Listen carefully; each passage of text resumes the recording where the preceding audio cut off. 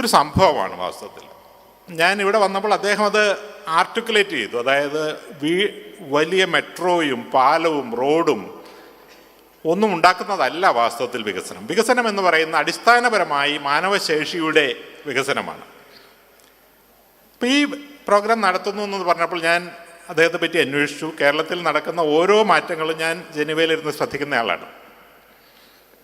അദ്ദേഹം കഴിഞ്ഞ വളരെ ചുരുങ്ങിയ കാലം കൊണ്ട് ഈ മണ്ഡലത്തിൽ അദ്ദേഹത്തിൻ്റെ കയ്യൊപ്പ് പതിപ്പിച്ച ഒരാളാണ്. വളരെ വ്യത്യസ്തനായ ഒരാളാണ്. വളരെ പുരോഗമന ചിന്ത ഉള്ള ഒരാളാണ്. വിദ്യാർത്ഥികളിൽ നിക്ഷേപം നടത്തുന്ന ഒരാളാണ് എന്ന് എന്നോട് പല ആളുകളും പറഞ്ഞു. അതുകൊണ്ട് ഈ മീറ്റിംഗ് ഞാൻ നോക്കിയിരിക്കുകയായിരുന്നു.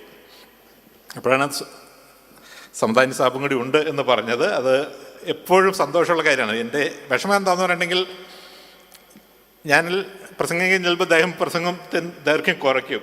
അപ്പോൾ എത്ര നേരം വേണമെങ്കിലും കേട്ടിരിക്കാവുന്ന ഒരാളാണ്. പക്ഷേ വേറൊരു അവസരത്തിൽ കൂടുതൽ സമയമുണ്ട്. ഞാൻ എപ്പോഴും യൂട്യൂബിൽ കേട്ടിരിക്കും. അദ്ദേഹം പറഞ്ഞ പോലെ ലക്ഷക്കണക്കിന് ആളുകൾ ഉണ്ട് എന്ന് പറഞ്ഞതുപോലെ ഞാനും അദ്ദേഹത്തിൻ്റെ സ്ഥിരമായി കേൾക്കുന്ന ഒരാളാണ്. അദ്ദേഹത്തിൻ്റെ പ്രസംഗങ്ങൾ വളരെ മനോഹരമാണ്. ഇപ്പോൾ അമ്മയെപ്പറ്റി അദ്ദേഹം പറഞ്ഞത്, അത് കേട്ട് ആളുകൾ കണ്ണീരൊഴുക്കുന്നത് നമ്മൾ യൂട്യൂബിൽ എത്രയോ കണ്ടതാണ്. ഇന്നത്തെ ഞാൻ പ്രസംഗിക്കാമെന്ന് പറഞ്ഞ, അല്ലെങ്കിൽ സംസാരിക്കാമെന്ന് പറഞ്ഞത് തൊഴിൽ ജീവിതത്തിൻ്റെ ഭാവി 21ാം നൂറ്റാണ്ടിൽ എന്നുള്ളതാണ്. The future of work life എന്നാണ് ഞാൻ സംസാരിക്കാമെന്ന് സമ്മതിച്ചത്. അപ്പോൾ സാധാരണഗതിയിൽ എനിക്ക് ഏറ്റവും ഇഷ്ടം കൂടുതൽ സംസാരിക്കുക എന്നതിൽ കൂടുതൽ നിങ്ങളുമായിട്ട് സംവദിക്കുക എന്നുള്ളതാണ്. അപ്പോൾ നിങ്ങൾ ചോദ്യം ചോദിക്കുന്ന ആളുകളുണ്ടെങ്കിൽ തീർച്ചയായിട്ടും അത് വലിയൊരു സന്തോഷമാണ്. ഞാൻ അടുത്തിടയ്ക്ക് കണ്ടൊരു കാര്യം എന്താണെന്ന് പറഞ്ഞിട്ടുണ്ടെങ്കിൽ, ഈ കോവിഡിന് മുമ്പുള്ള കാലഘട്ടത്തിൽ ഇതുപോലെ ഒരു വലിയൊരു ഓഡിയൻസിൽ പോയി കഴിഞ്ഞിട്ടുണ്ടെങ്കിൽ ചോദ്യം ചോദിക്കാൻ ആളുകൾക്ക് വലിയ മടിയാണ്.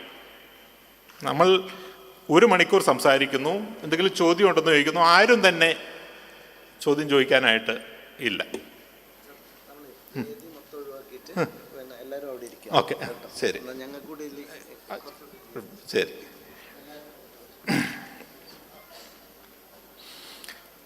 അപ്പോൾ ഞാൻ പറഞ്ഞത്, ഈ കോവിഡിന് മുമ്പുള്ള കാലഘട്ടത്തിൽ കുട്ടികൾക്ക് ചോദിക്കാൻ വലിയ മടിയായിരുന്നു. പക്ഷേ ഓൺലൈനിൻ്റെ വലിയൊരു മാറ്റം ഞാൻ കണ്ടത്, കുട്ടികളിൽ ആ മടി പൂർണ്ണമായും ഇല്ലാതായി. ഓൺലൈനായിട്ട് ഞാൻ ചിലപ്പോൾ കുട്ടികളുമായിട്ട് സംവാദത്തിനിരിക്കുമ്പോൾ ഞാൻ 7 മണിക്കൂർ വരെ നോൺ സ്റ്റോപ്പായിട്ട് കുട്ടികളുമായിട്ട് സംസാരിച്ചിട്ടുണ്ട്. കുട്ടികൾ ചോദ്യങ്ങൾ ചോദിച്ചുകൊണ്ടേയിരിക്കും, ഞാനതിന് ഉത്തരം പറഞ്ഞുകൊണ്ടിരിക്കും. ഞാൻ ഇന്ന് 7 മണിക്കൂർ സംസാരിക്കാൻ ഉദ്ദേശിക്കുന്നില്ല, കാരണം നിങ്ങൾക്ക് ലഞ്ച് കഴിക്കാനുള്ളതാണ്, അതിനുശേഷം വേറെ സ്പീക്കേഴ്സ് ഉള്ളതാണ്. പക്ഷെ തീർച്ചയായിട്ടും നിങ്ങൾ കുറച്ച് ചോദ്യങ്ങളെങ്കിലും ഉണ്ടാകും. ആ ചോദ്യങ്ങളനുസരിച്ച് നമ്മൾ പല ഡയറക്ഷനിൽ പോകാം എന്നാണ് ഞാൻ പ്രതീക്ഷിക്കുന്നത്. ഒരു കോവിഡിൻ്റെ കാലഘട്ടത്തിലാണ് നമ്മൾ ഇപ്പോൾ കടന്നുപോയിക്കൊണ്ടിരിക്കുന്നത്. കോവിഡ് നിങ്ങൾക്കറിയാം, 2019 ഡിസംബറിൽ ലോകത്ത് പ്രത്യക്ഷപ്പെട്ടതാണ്. ഇനിയും അപ്രത്യക്ഷമായിട്ടില്ല. 2 വർഷമാകുന്നു. 280 മില്യൺ 28 കോടി ആളുകളെ അത് ബാധിച്ചിരിക്കുന്നു. 5 മില്യൺ ആളുകളുടെ ജീവൻ അതെടുത്തിരിക്കുന്നു. 50 ലക്ഷത്തിൽ കൂടുതൽ ആളുകളുടെ ജീവൻ അതെടുത്തിരിക്കുന്നു. വലിയ മാറ്റങ്ങൾ ഈ കാലഘട്ടത്തിൽ ഉണ്ടായി. നമ്മളുടെ എല്ലാം ജീവിതത്തിൽ നമ്മൾ ലോക്ക്ഡൗണിലായി, കർഫ്യൂവിലായി, ഓൺലൈനായി, വർക്ക് ഫ്രം ഹോമായി, ഇങ്ങനെ പല മാറ്റങ്ങൾ നമ്മളുടെ ജീവിതത്തിലെല്ലാം ഉണ്ടായി. നമ്മളെല്ലാം ഈ കോവിഡ് കാലം ഒന്ന് കഴിയാൻ നോക്കിയിരിക്കുകയാണ്. പക്ഷേ നിർഭാഗ്യവശാൽ ഈ കോവിഡിന് ശേഷം വരാൻ പോകുന്നത്, കോവിഡ് വന്ന് കേരളത്തിലെല്ലാം കോവിഡ് ഒരു പ്രശ്നമായത് മാർച്ച് 2020-ലാണ്. ഈ മാർച്ച് 2020-ലേക്കുള്ളൊരു തിരിച്ചുപോക്കല്ല ഇനി ഉണ്ടാകാൻ പോകുന്നത്. നമ്മൾ കോവിഡ് കാലത്ത് കണ്ടതിലും വലിയ വലിയ മാറ്റങ്ങളാണ് ഇനി ലോകത്തുണ്ടാകാൻ പോകുന്നത്. ഇതാണ് ഞാൻ ആദ്യമായി നിങ്ങളോട് പറയാനായിട്ട് ആഗ്രഹിക്കുന്നത്. ഏതാണ്ട് 2010 മുതൽ നമ്മൾ 4ാം വ്യവസായ വിപ്ലവത്തിൻ്റെ തുടക്കത്തിലാണ്. നിങ്ങൾക്കറിയാം, 1ാം വ്യവസായ വിപ്ലവം എന്ന് പറയുന്നത് 18ാം നൂറ്റാണ്ടിൻ്റെ മധ്യം മുതൽ ഉണ്ടായ സ്റ്റീം എഞ്ചിൻ്റെ കണ്ടുപിടുത്തത്തോടെ ഉണ്ടായ മാറ്റങ്ങളാണ്. സാങ്കേതിക മാറ്റങ്ങളുണ്ടായി, രാഷ്ട്രീയ മാറ്റങ്ങളുണ്ടായി. 2ാം വ്യവസായ വിപ്ലവം എന്ന് പറയുന്നത് ഇലക്ട്രിസിറ്റി, ടെലഗ്രാഫ് ഇതിൻ്റെ കണ്ടുപിടുത്തത്തോടെ 19-ാം നൂറ്റാണ്ടിൻ്റെ അവസാനം ഉണ്ടായതാണ്. മൂന്നാം വ്യവസായ വിപ്ലവം എന്ന് പറയുന്നത് 20-ാം നൂറ്റാണ്ടിൻ്റെ അവസാനം ഇൻ്റർനെറ്റിൻ്റെ വരവോടെ ഇലക്ട്രോണിക്സിൽ ഉണ്ടായ മാറ്റങ്ങളാണ്. ഇപ്പോൾ നമ്മൾ 4-ാം വ്യവസായ വിപ്ലവത്തിൽ നിൽക്കുകയാണ്. 2010 മുതൽ ഏതാണ്ട് 2010 മുതൽ, ഒരു കൃത്യമായൊരു വർഷം പറഞ്ഞിട്ടല്ല ഇങ്ങനെയുള്ള മാറ്റങ്ങൾ വരുന്നത്. അപ്പോൾ 4 സാങ്കേതിക വിദ്യകളാണ് 4-ാം വ്യവസായ വിപ്ലവത്തെ മുന്നോട്ട് ചലിപ്പിക്കുന്നത്. ഒന്നാമത്തേത്, ഏറ്റവും പ്രാധാന്യമുള്ളത് നിർമ്മിത ബുദ്ധിയാണ്. സ്പീക്കർ അതിനെപ്പറ്റി ചെറുതായിട്ട് സൂചിപ്പിച്ചിരുന്നു. നമ്മൾ ചിന്തിക്കുന്നതും ചിന്തിക്കാത്തതുമായ രംഗങ്ങളിലെല്ലാം നിർമ്മിത ബുദ്ധി കടന്നു കയറുകയാണ്. രണ്ടാമത്തെ മാറ്റം എന്ന് പറയുന്നത് റോബോട്ടിക്സാണ്. നമ്മൾ റോബോട്ട് ചെയ്യുമെന്ന് വിചാരിച്ചിരുന്ന ജോലികളും ഇല്ല എന്ന് വിചാരിച്ചിരുന്ന ജോലികളും ചെയ്ത് റോബോട്ട് മുന്നോട്ട് വരികയാണ്. മൂന്നാമത്തേത് ഇൻ്റർനെറ്റ് ഓഫ് തിങ്സ് ആണ്. നിങ്ങളത് കേട്ടിട്ടുണ്ടോന്ന് അറിയില്ല. ഇൻ്റർനെറ്റ് ഓഫ് തിങ്സ് എന്ന് കേട്ടിട്ടുള്ള എത്ര പേരുണ്ട്? കൈവക്കാമോ? ഇൻ്റർനെറ്റ് ഓഫ് തിങ്സ് എന്ന് പറയുന്നത് IoT കേട്ടിട്ടുള്ള ആളുകളുണ്ടോ? ഓക്കെ. നാലാമത്തേത് ഡ്രോൺസ് ആണ്. ഡ്രോൺസ് കാണാത്ത ആരെങ്കിലും ഉണ്ടോ? ഡ്രോൺസ് കണ്ടിട്ടുള്ള എത്ര പേരുണ്ടോ ഓഡിയൻസിൽ? എല്ലാ കല്യാണത്തിനും ഇപ്പോൾ ഇവിടെ തന്നെ ചിലപ്പോൾ ഡ്രോൺ ഉണ്ടായാം. ഡ്രോണുകൾ പറന്നു കിടക്കുകയാണ്. അപ്പോൾ ഡ്രോൺ എന്ന് പറയുന്നത് പുതിയൊരു കാര്യമാണ്. ഈ 4 സാങ്കേതിക വിദ്യകൾ ലോകത്തെ മൊത്തമായി മാറ്റിമറിക്കുകയാണ്. അപ്പം അതിന് തൊഴിൽ രംഗത്ത് വലിയൊരു മാറ്റമുണ്ടാക്കും. അതുകൊണ്ടാണ് ഞാൻ ഇന്ന് നിങ്ങളോട് ഈ കാര്യം പറയുന്നത്. തൊഴിൽ രംഗത്ത് എന്ത് മാറ്റങ്ങളാണ് ഉണ്ടാക്കാൻ പോകുന്നത്. ഞാൻ ഒരു ഉദാഹരണം പറയാം. ഞാൻ കഴിഞ്ഞ ആഴ്ച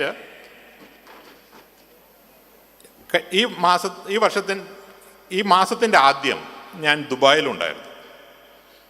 അപ്പോൾ നിങ്ങൾ വിമാനയാത്ര ചെയ്തിട്ടുള്ള ആളുകൾക്ക് അറിയാവുന്ന ഒരു കാര്യമുണ്ട്. അപ്പോൾ നമ്മൾ കോഴിക്കോട് വിമാനത്താവളത്തിൽ നമ്മൾ പോവുകയാണെങ്കിൽ വിമാനത്താവളത്തിൻ്റെ പുറത്ത് 2 പോലീസുകാർ നമ്മളെ തടഞ്ഞു നിർത്തും.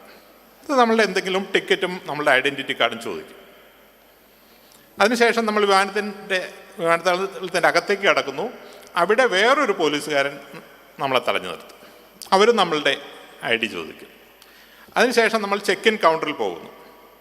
അവിടെ നമ്മളുടെ പാസ്പോർട്ട് അല്ലെങ്കിൽ ID ചോദിക്കുന്നു. നമുക്ക് ബോർഡിംഗ് പാസ് തരുന്നു.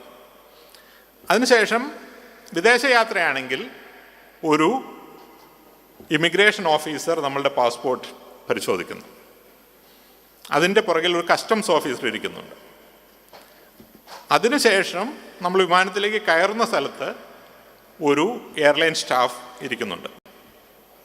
ഇങ്ങനെ 6 സെറ്റ് ഓഫ് ആളുകളെ കടന്നിട്ടാണ് നമ്മൾ ഒരു വിദേശ യാത്ര പോകുന്നത്. ആഭ്യന്തര യാത്രയാണെങ്കിൽ 4 ആളുകളെ കടന്നിട്ടാണ് നമ്മൾ പോകുന്നത്. ഇത് സാധാരണ എല്ലാവരും ചെയ്യുന്നതാണ്. ഓരോ വിമാനത്താവളത്തിലും ആയിരക്കണക്കിന് ആളുകളെ ഈ തൊഴിലിനായിട്ട് വച്ചിട്ടുണ്ട്. ഇപ്പോൾ ഈ മാസം ആദ്യം ഞാൻ ദുബായിൽ നിന്ന് ജനീവയിലേക്ക് പോവുകയായിരുന്നു. അപ്പോൾ ഞാൻ ഡൽഹിയിൽ നിന്നാണ് ദുബായിലേക്ക് പോകുന്നത്. ഡൽഹിയിൽ ഈ പറഞ്ഞ എല്ലാ സ്റ്റെപ്പും ഉണ്ട്. ആദ്യത്തെ പോലീസ്, രണ്ടാമത്തെ police, check in counter, immigration, customs, then boarding staff. ദുബായിൽ ആദ്യത്തെ പോലീസ് ഇല്ല, നമുക്ക് കടന്നു പോകാം. രണ്ടാമത്തെ പോലീസ് ഇല്ല, നമുക്ക് കടന്നു പോകാം. മൂന്നാമത്തെ സ്റ്റെപ്പിൽ നമുക്ക് ഇമിഗ്രേഷൻ കൗണ്ടറാണ്, ചെക്ക് ഇൻ കൗണ്ടറാണ്. ചെക്ക് ഇൻ കൗണ്ടർ ഇല്ല, അത് ഓൺലൈനായിട്ട് നമ്മളുടെ ടിക്കറ്റ് കാണിച്ചാൽ നമുക്ക് നമ്മുടെ ബോർഡിംഗ് പാസ് കിട്ടും. ടിക്കറ്റ് ഒരു QR കോഡ് കാണിച്ചാൽ നമുക്ക് കിട്ടും. അടുത്ത സ്റ്റെപ്പ് എന്ന് പറയുന്നത് ഇമിഗ്രേഷൻ കൗണ്ടറാണ്. അവിടെ ഇമിഗ്രേഷൻ കൗണ്ടർ ഇല്ല. നമ്മൾ ദുബായിലേക്ക് കടക്കുമ്പോൾ തന്നെ നമ്മളുടെ കണ്ണുകൾ അവർ സ്കാൻ ചെയ്ത് വെച്ചിട്ടുണ്ട്. അപ്പോൾ പുറത്തേക്ക് വരുമ്പോൾ നമ്മളുടെ കണ്ണുകൾ ഒരു പർട്ടിക്കുലർ സ്ഥലത്ത് നോക്കാൻ പറയും. അത് നോക്കിയാൽ ഗേറ്റ് തുറന്നു, നമ്മളുടെ ഇമിഗ്രേഷൻ കഴിഞ്ഞു. അതിനുശേഷമാണ് ആദ്യമായിട്ട് നമുക്ക് ഒരു കൺട്രോൾ വരുന്നത്. നമ്മളുടെ കയ്യിലുള്ള ബാഗുകൾ ചെക്ക് ചെയ്യുന്നു. അതിൻ്റെ അപ്പുറത്ത് കസ്റ്റംസ് ഇല്ല. അതിനുശേഷം ബോർഡിംഗ് ചെയ്യാനായിട്ട് സ്റ്റാഫില്ല. അവിടെയും നമ്മളുടെ ബോർഡിംഗ് പാസ് കാണിച്ചു കൊടുത്താൽ മതി. അപ്പോൾ ഈ 6 ലെവലിൽ 5 ലെവലും അവർ സാങ്കേതിക വിദ്യ കാരണം ഒഴിവാക്കി കഴിഞ്ഞു. അപ്പോൾ എത്രമാത്രം ആയിരക്കണക്കിന് ആളുകളുടെ തൊഴിലാണ് ഈ സ്റ്റെപ്പിലില്ലാതായത്. അതുകൊണ്ട് ദുബായ് വിമാനത്താവളം നമ്മളെക്കായും സുരക്ഷിതത്വം കുറവുള്ളതല്ല. അവിടുത്തെ ഇമിഗ്രേഷൻ നമ്മളെക്കായും എഫിഷ്യൻസി കുറവുള്ളതല്ല, എഫിഷ്യൻസി കൂടുതലാണ്. വാസ്തവത്തിൽ 1 മിനിറ്റ് പോലും എടുക്കുന്നില്ല. ഏതാണ്ട് 20 സെക്കൻഡ് കൊണ്ട് നമ്മൾ ഈ ലൈനിൻ്റെ അപ്പുറത്ത്. അപ്പം ആ തൊഴിലുകൾ, ഒരു വിമാനത്താവളത്തിലുള്ള 100 കണക്കിന് തൊഴിലുകൾ ഒറ്റ വിമാനത്താവളത്തിൽ ഇല്ലാതായി. അപ്പോൾ ലോകത്തെ 50,000 വിമാനത്താവളം എടുത്തു കഴിഞ്ഞിട്ടുണ്ടെങ്കിൽ എത്രമാത്രം തൊഴിലുകൾ ഇല്ലാതായി എന്ന് നമുക്ക് ചിന്തിക്കാവുന്നതേ ഉള്ളൂ. വേറൊരു ഉദാഹരണം പറയാം. വാഹനങ്ങൾ സ്വയം ഓടുന്ന ഒരു കാലഘട്ടത്തിലൂടെയാണ് നമ്മൾ കടന്നു പോകുന്നത്. ഇപ്പോൾ തന്നെ അത്തരത്തിലുള്ള വാഹനങ്ങളുണ്ട്. സാൻ ഫ്രാൻസിസ്കോയിലും സിംഗപ്പൂരിലും ലണ്ടനിലും എല്ലാം അത് പരീക്ഷണമായിട്ട് ഓടിക്കൊണ്ടിരിക്കുകയാണ്. മിക്കവാറും സ്വയം ഓടുന്ന വാഹനങ്ങൾ ഇപ്പോൾ കൊമേഴ്ഷ്യലായിട്ട് വാങ്ങാൻ കിട്ടും. ടെസ്ലയുടെ വാഹനങ്ങൾ, വോൾവോയുടെ വാഹനങ്ങൾ അവിടെ പൂർണ്ണമായിട്ടും കമ്പ്യൂട്ടറെല്ലാം നിയന്ത്രിക്കുന്നെങ്കിലും മിക്കവാറും സമയത്ത് കമ്പ്യൂട്ടർ നിയന്ത്രിക്കുന്ന വാഹനങ്ങളുണ്ട്. അപ്പോൾ ഇല്ലാതാക്കാൻ പോകുന്നത് ലക്ഷക്കണക്കിന് ഡ്രൈവർമാരുടെ ജോലികളാണ്. ഞാനിത് പല ഓഡിയൻസിലും പറയുമ്പോൾ ആളുകൾക്ക് അതൊരു അത്രമാത്രം ഒരു പേടി ഉണ്ടാകാറില്ല. എന്ന് പറഞ്ഞാൽ ഈ തലമുറയിൽ ഒരു ഡ്രൈവറായി ജോലി ചെയ്യണമെന്ന് ആഗ്രഹിക്കുന്ന ആളുകൾ ഉണ്ടാവാൻ വഴിയില്ല. ഞങ്ങളുടെ തലമുറയിലൊക്കെ അത് വലിയൊരു ആഗ്രഹമായിരുന്നു, ഡ്രൈവർ ആവുക എന്നുള്ളത്. പക്ഷെ ഇപ്പോഴത്തെ തലമുറയിൽ എല്ലാവർക്കും ഒരു കാർ വാങ്ങണമെന്നുള്ളതല്ലാതെ ഡ്രൈവറായി ജോലി ചെയ്യണമെന്നൊരു ആഗ്രഹമില്ല. പക്ഷെ നമ്മൾ ഡ്രൈവറുടെ ജോലി ഇല്ലാതാകുമെന്ന് പറയുമ്പോൾ അതിൻ്റെ അർത്ഥം ഒരു ഓട്ടോറിക്ഷ ഡ്രൈവറുടെ ജോലി അല്ലെങ്കിൽ ടാക്സി ഡ്രൈവറുടെ ജോലി ഇല്ലാതാകുമെന്നല്ല. ഡ്രൈവിംഗ് ഉൾപ്പെടുന്ന എന്തും, അപ്പോൾ ഓട്ടോറിക്ഷ ആകാം, കാറാകാം, ട്രെയിനാകാം, കപ്പലാകാം, വിമാനമാകാം, ഇതിൻ്റെ എല്ലാം ഡ്രൈവിംഗ് എന്ന് പറയുന്ന ജോലി ഇനി അധിക നാൾ ഉണ്ടാകില്ല. അത് ഒഴിവാക്കുന്ന ലക്ഷക്കണക്കിന് ജോലികൾ. നമ്മൾ സാധാരണഗതിയിൽ ഏറ്റവും കോംപ്ലിക്കേറ്റഡ് ആണെന്ന് വിചാരിക്കുന്ന ഒരു ജോലിയാണ് മെഡിസിനൽ റേഡിയോളജി എന്ന് പറയുന്നത്. ഇന്ന് കേരളത്തിലെ മെഡിക്കൽ കോളേജുകളിൽ, സ്വകാര്യ മെഡിക്കൽ കോളേജുകളിൽ ഏറ്റവും കൂടുതൽ ക്യാപിറ്റേഷൻ ഫീ വാങ്ങുന്നത് റേഡിയോളജി MD കിട്ടാനാണ്. പക്ഷേ നിർമ്മിത ബുദ്ധിയുടെ രംഗത്തെ വിദഗ്ധർ പറയുന്നത് റേഡിയോളജിയിൽ ഇന്ന് ഡോക്ടർമാരെ പരിശീലിപ്പിക്കുന്നത് it's a waste of time and money എന്നുള്ളതാണ്. കാരണം മനുഷ്യർ ചെയ്യുന്നതിലും ഏറ്റവും നന്നായി രോഗനിർണയം നടത്താൻ നിർമ്മിത ബുദ്ധിക്ക് സാധിക്കും. അപ്പോൾ പിന്നെ റേഡിയോളജി പഠിപ്പിച്ച് ആളുകളെ മാർക്കറ്റിൽ എത്തിക്കേണ്ട കാര്യമില്ല. അപ്പോൾ റേഡിയോളജിസ്റ്റ് എന്ന് പറയുന്ന ജോലി ഇല്ലാതാകും. റോബോട്ടുകൾ സർജറി നടത്തി തുടങ്ങിയ കാലമാണ് ഓൾറെഡി. അപ്പോൾ ആ ജോലികൾ ഇല്ലാതാകും. ഈ ക്രിസ്മസ് കാലത്ത് ഞാൻ വായിക്കുകയായിരുന്നു, ഇംഗ്ലണ്ടിൽ സാധാരണഗതിയിൽ ഒരു ക്രിസ്മസ് ഡിന്നർ ഉണ്ടാക്കാനായിട്ടൊരു സാധാരണ കുടുംബത്തിൽ 12 മണിക്കൂർ അവർ ചിലവാക്കുമെന്നാണ് പറയുന്നത്, ക്രിസ്മസ് ഡിന്നർ. അപ്പോൾ ക്രിസ്മസ് ഡിന്നർ ഉണ്ടാക്കാൻ വേണ്ടി ഒരു റോബോട്ടിനെ അവർ ഉണ്ടാക്കിയിട്ടുണ്ട്.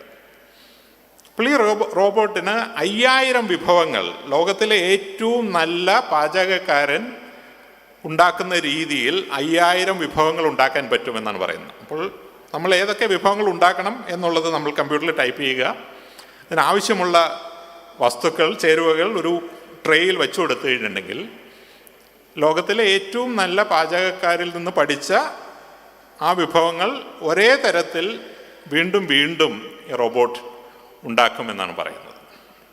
അതിപ്പോൾ മാർക്കറ്റിലുള്ളതാണ്, പഴയ കാര്യമല്ല. ഇപ്പം നമ്മൾ വിചാരിക്കും റോബോട്ട് എന്ന് പറയുന്നത്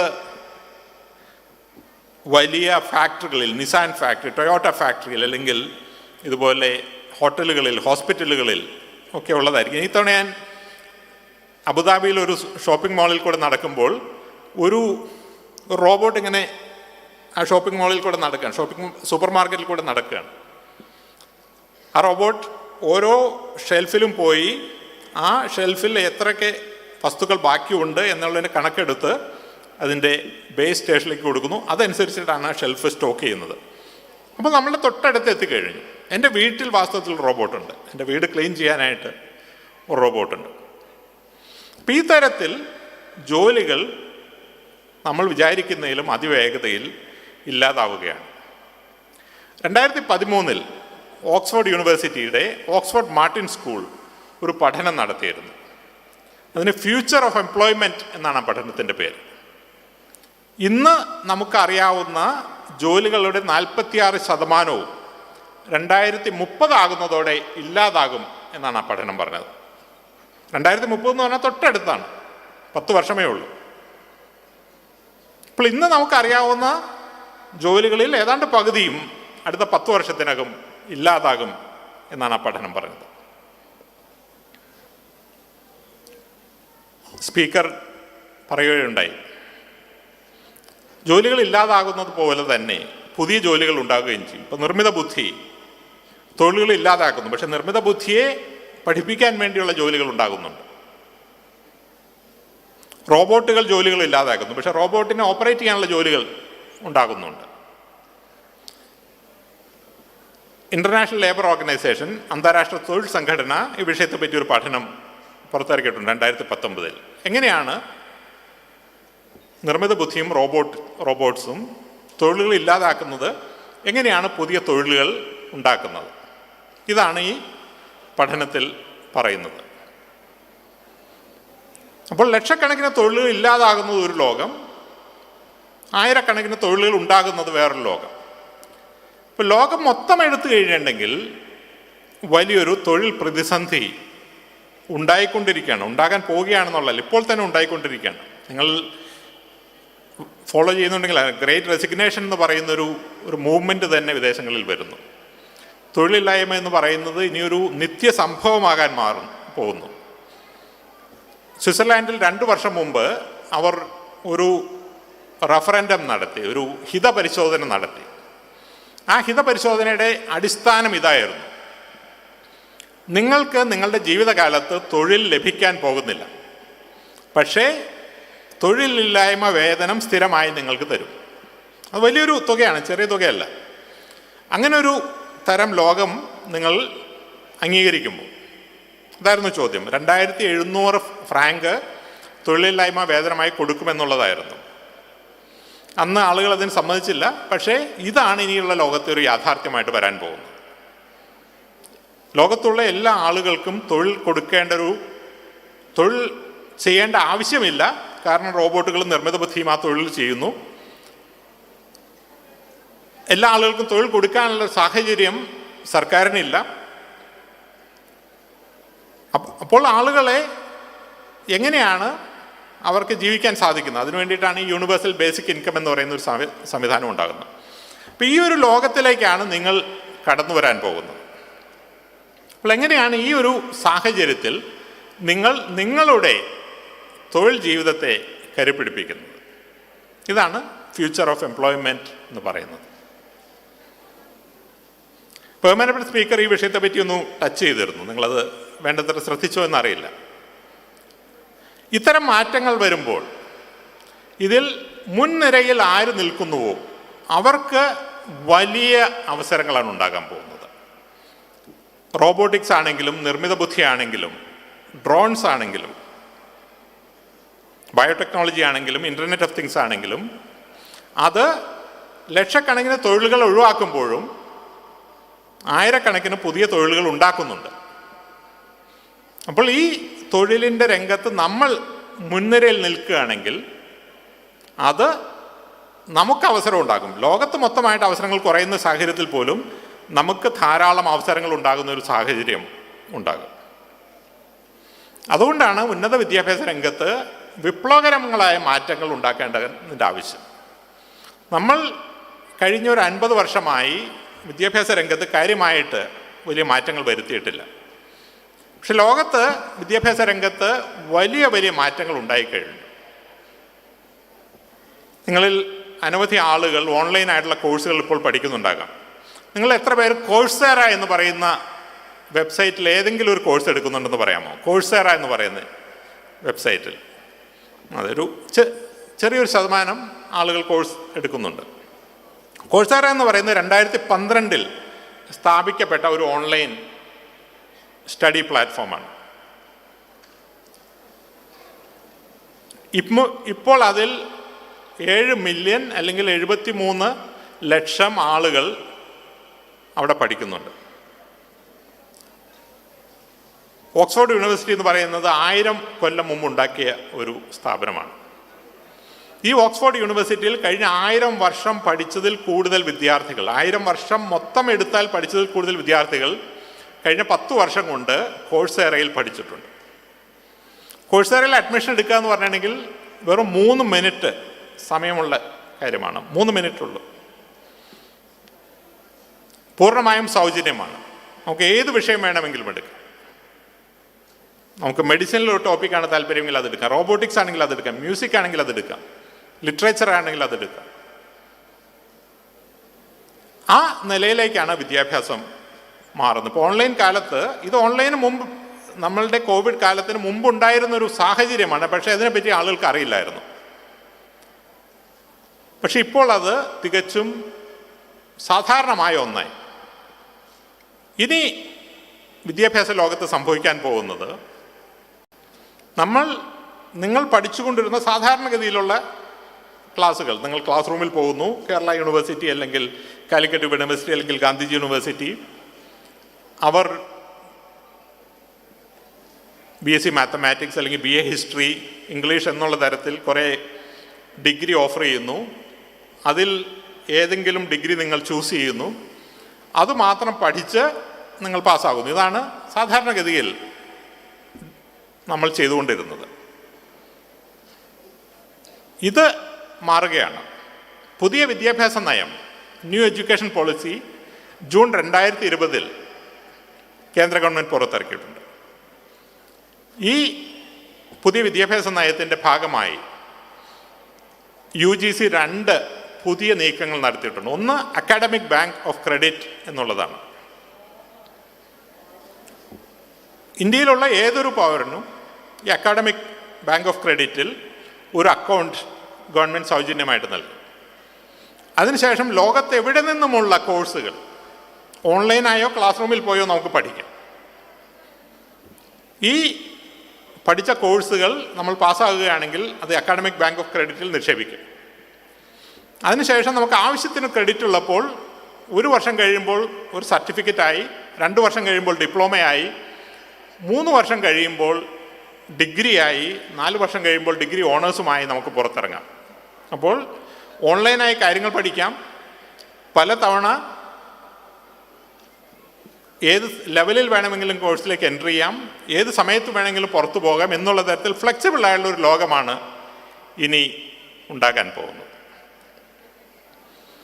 ഇങ്ങനെയൊരു ലോകത്ത് എങ്ങനെയാണ് ഗ്രാജുവേറ്റ് ആയിട്ടുള്ള ആളുകൾക്ക് അവരുടെ കരിയർ മുന്നോട്ട് കൊണ്ടുപോകാൻ പോകുന്നത് എന്നുള്ളതിനെപ്പറ്റി കുറച്ച് കാര്യങ്ങൾ ഞാൻ പറയാം. അതിനുശേഷം നിങ്ങളുടെ ചോദ്യങ്ങൾ ഉണ്ടെങ്കിൽ അതനുസരിച്ച് നമുക്ക് മുന്നോട്ട് പോകാം.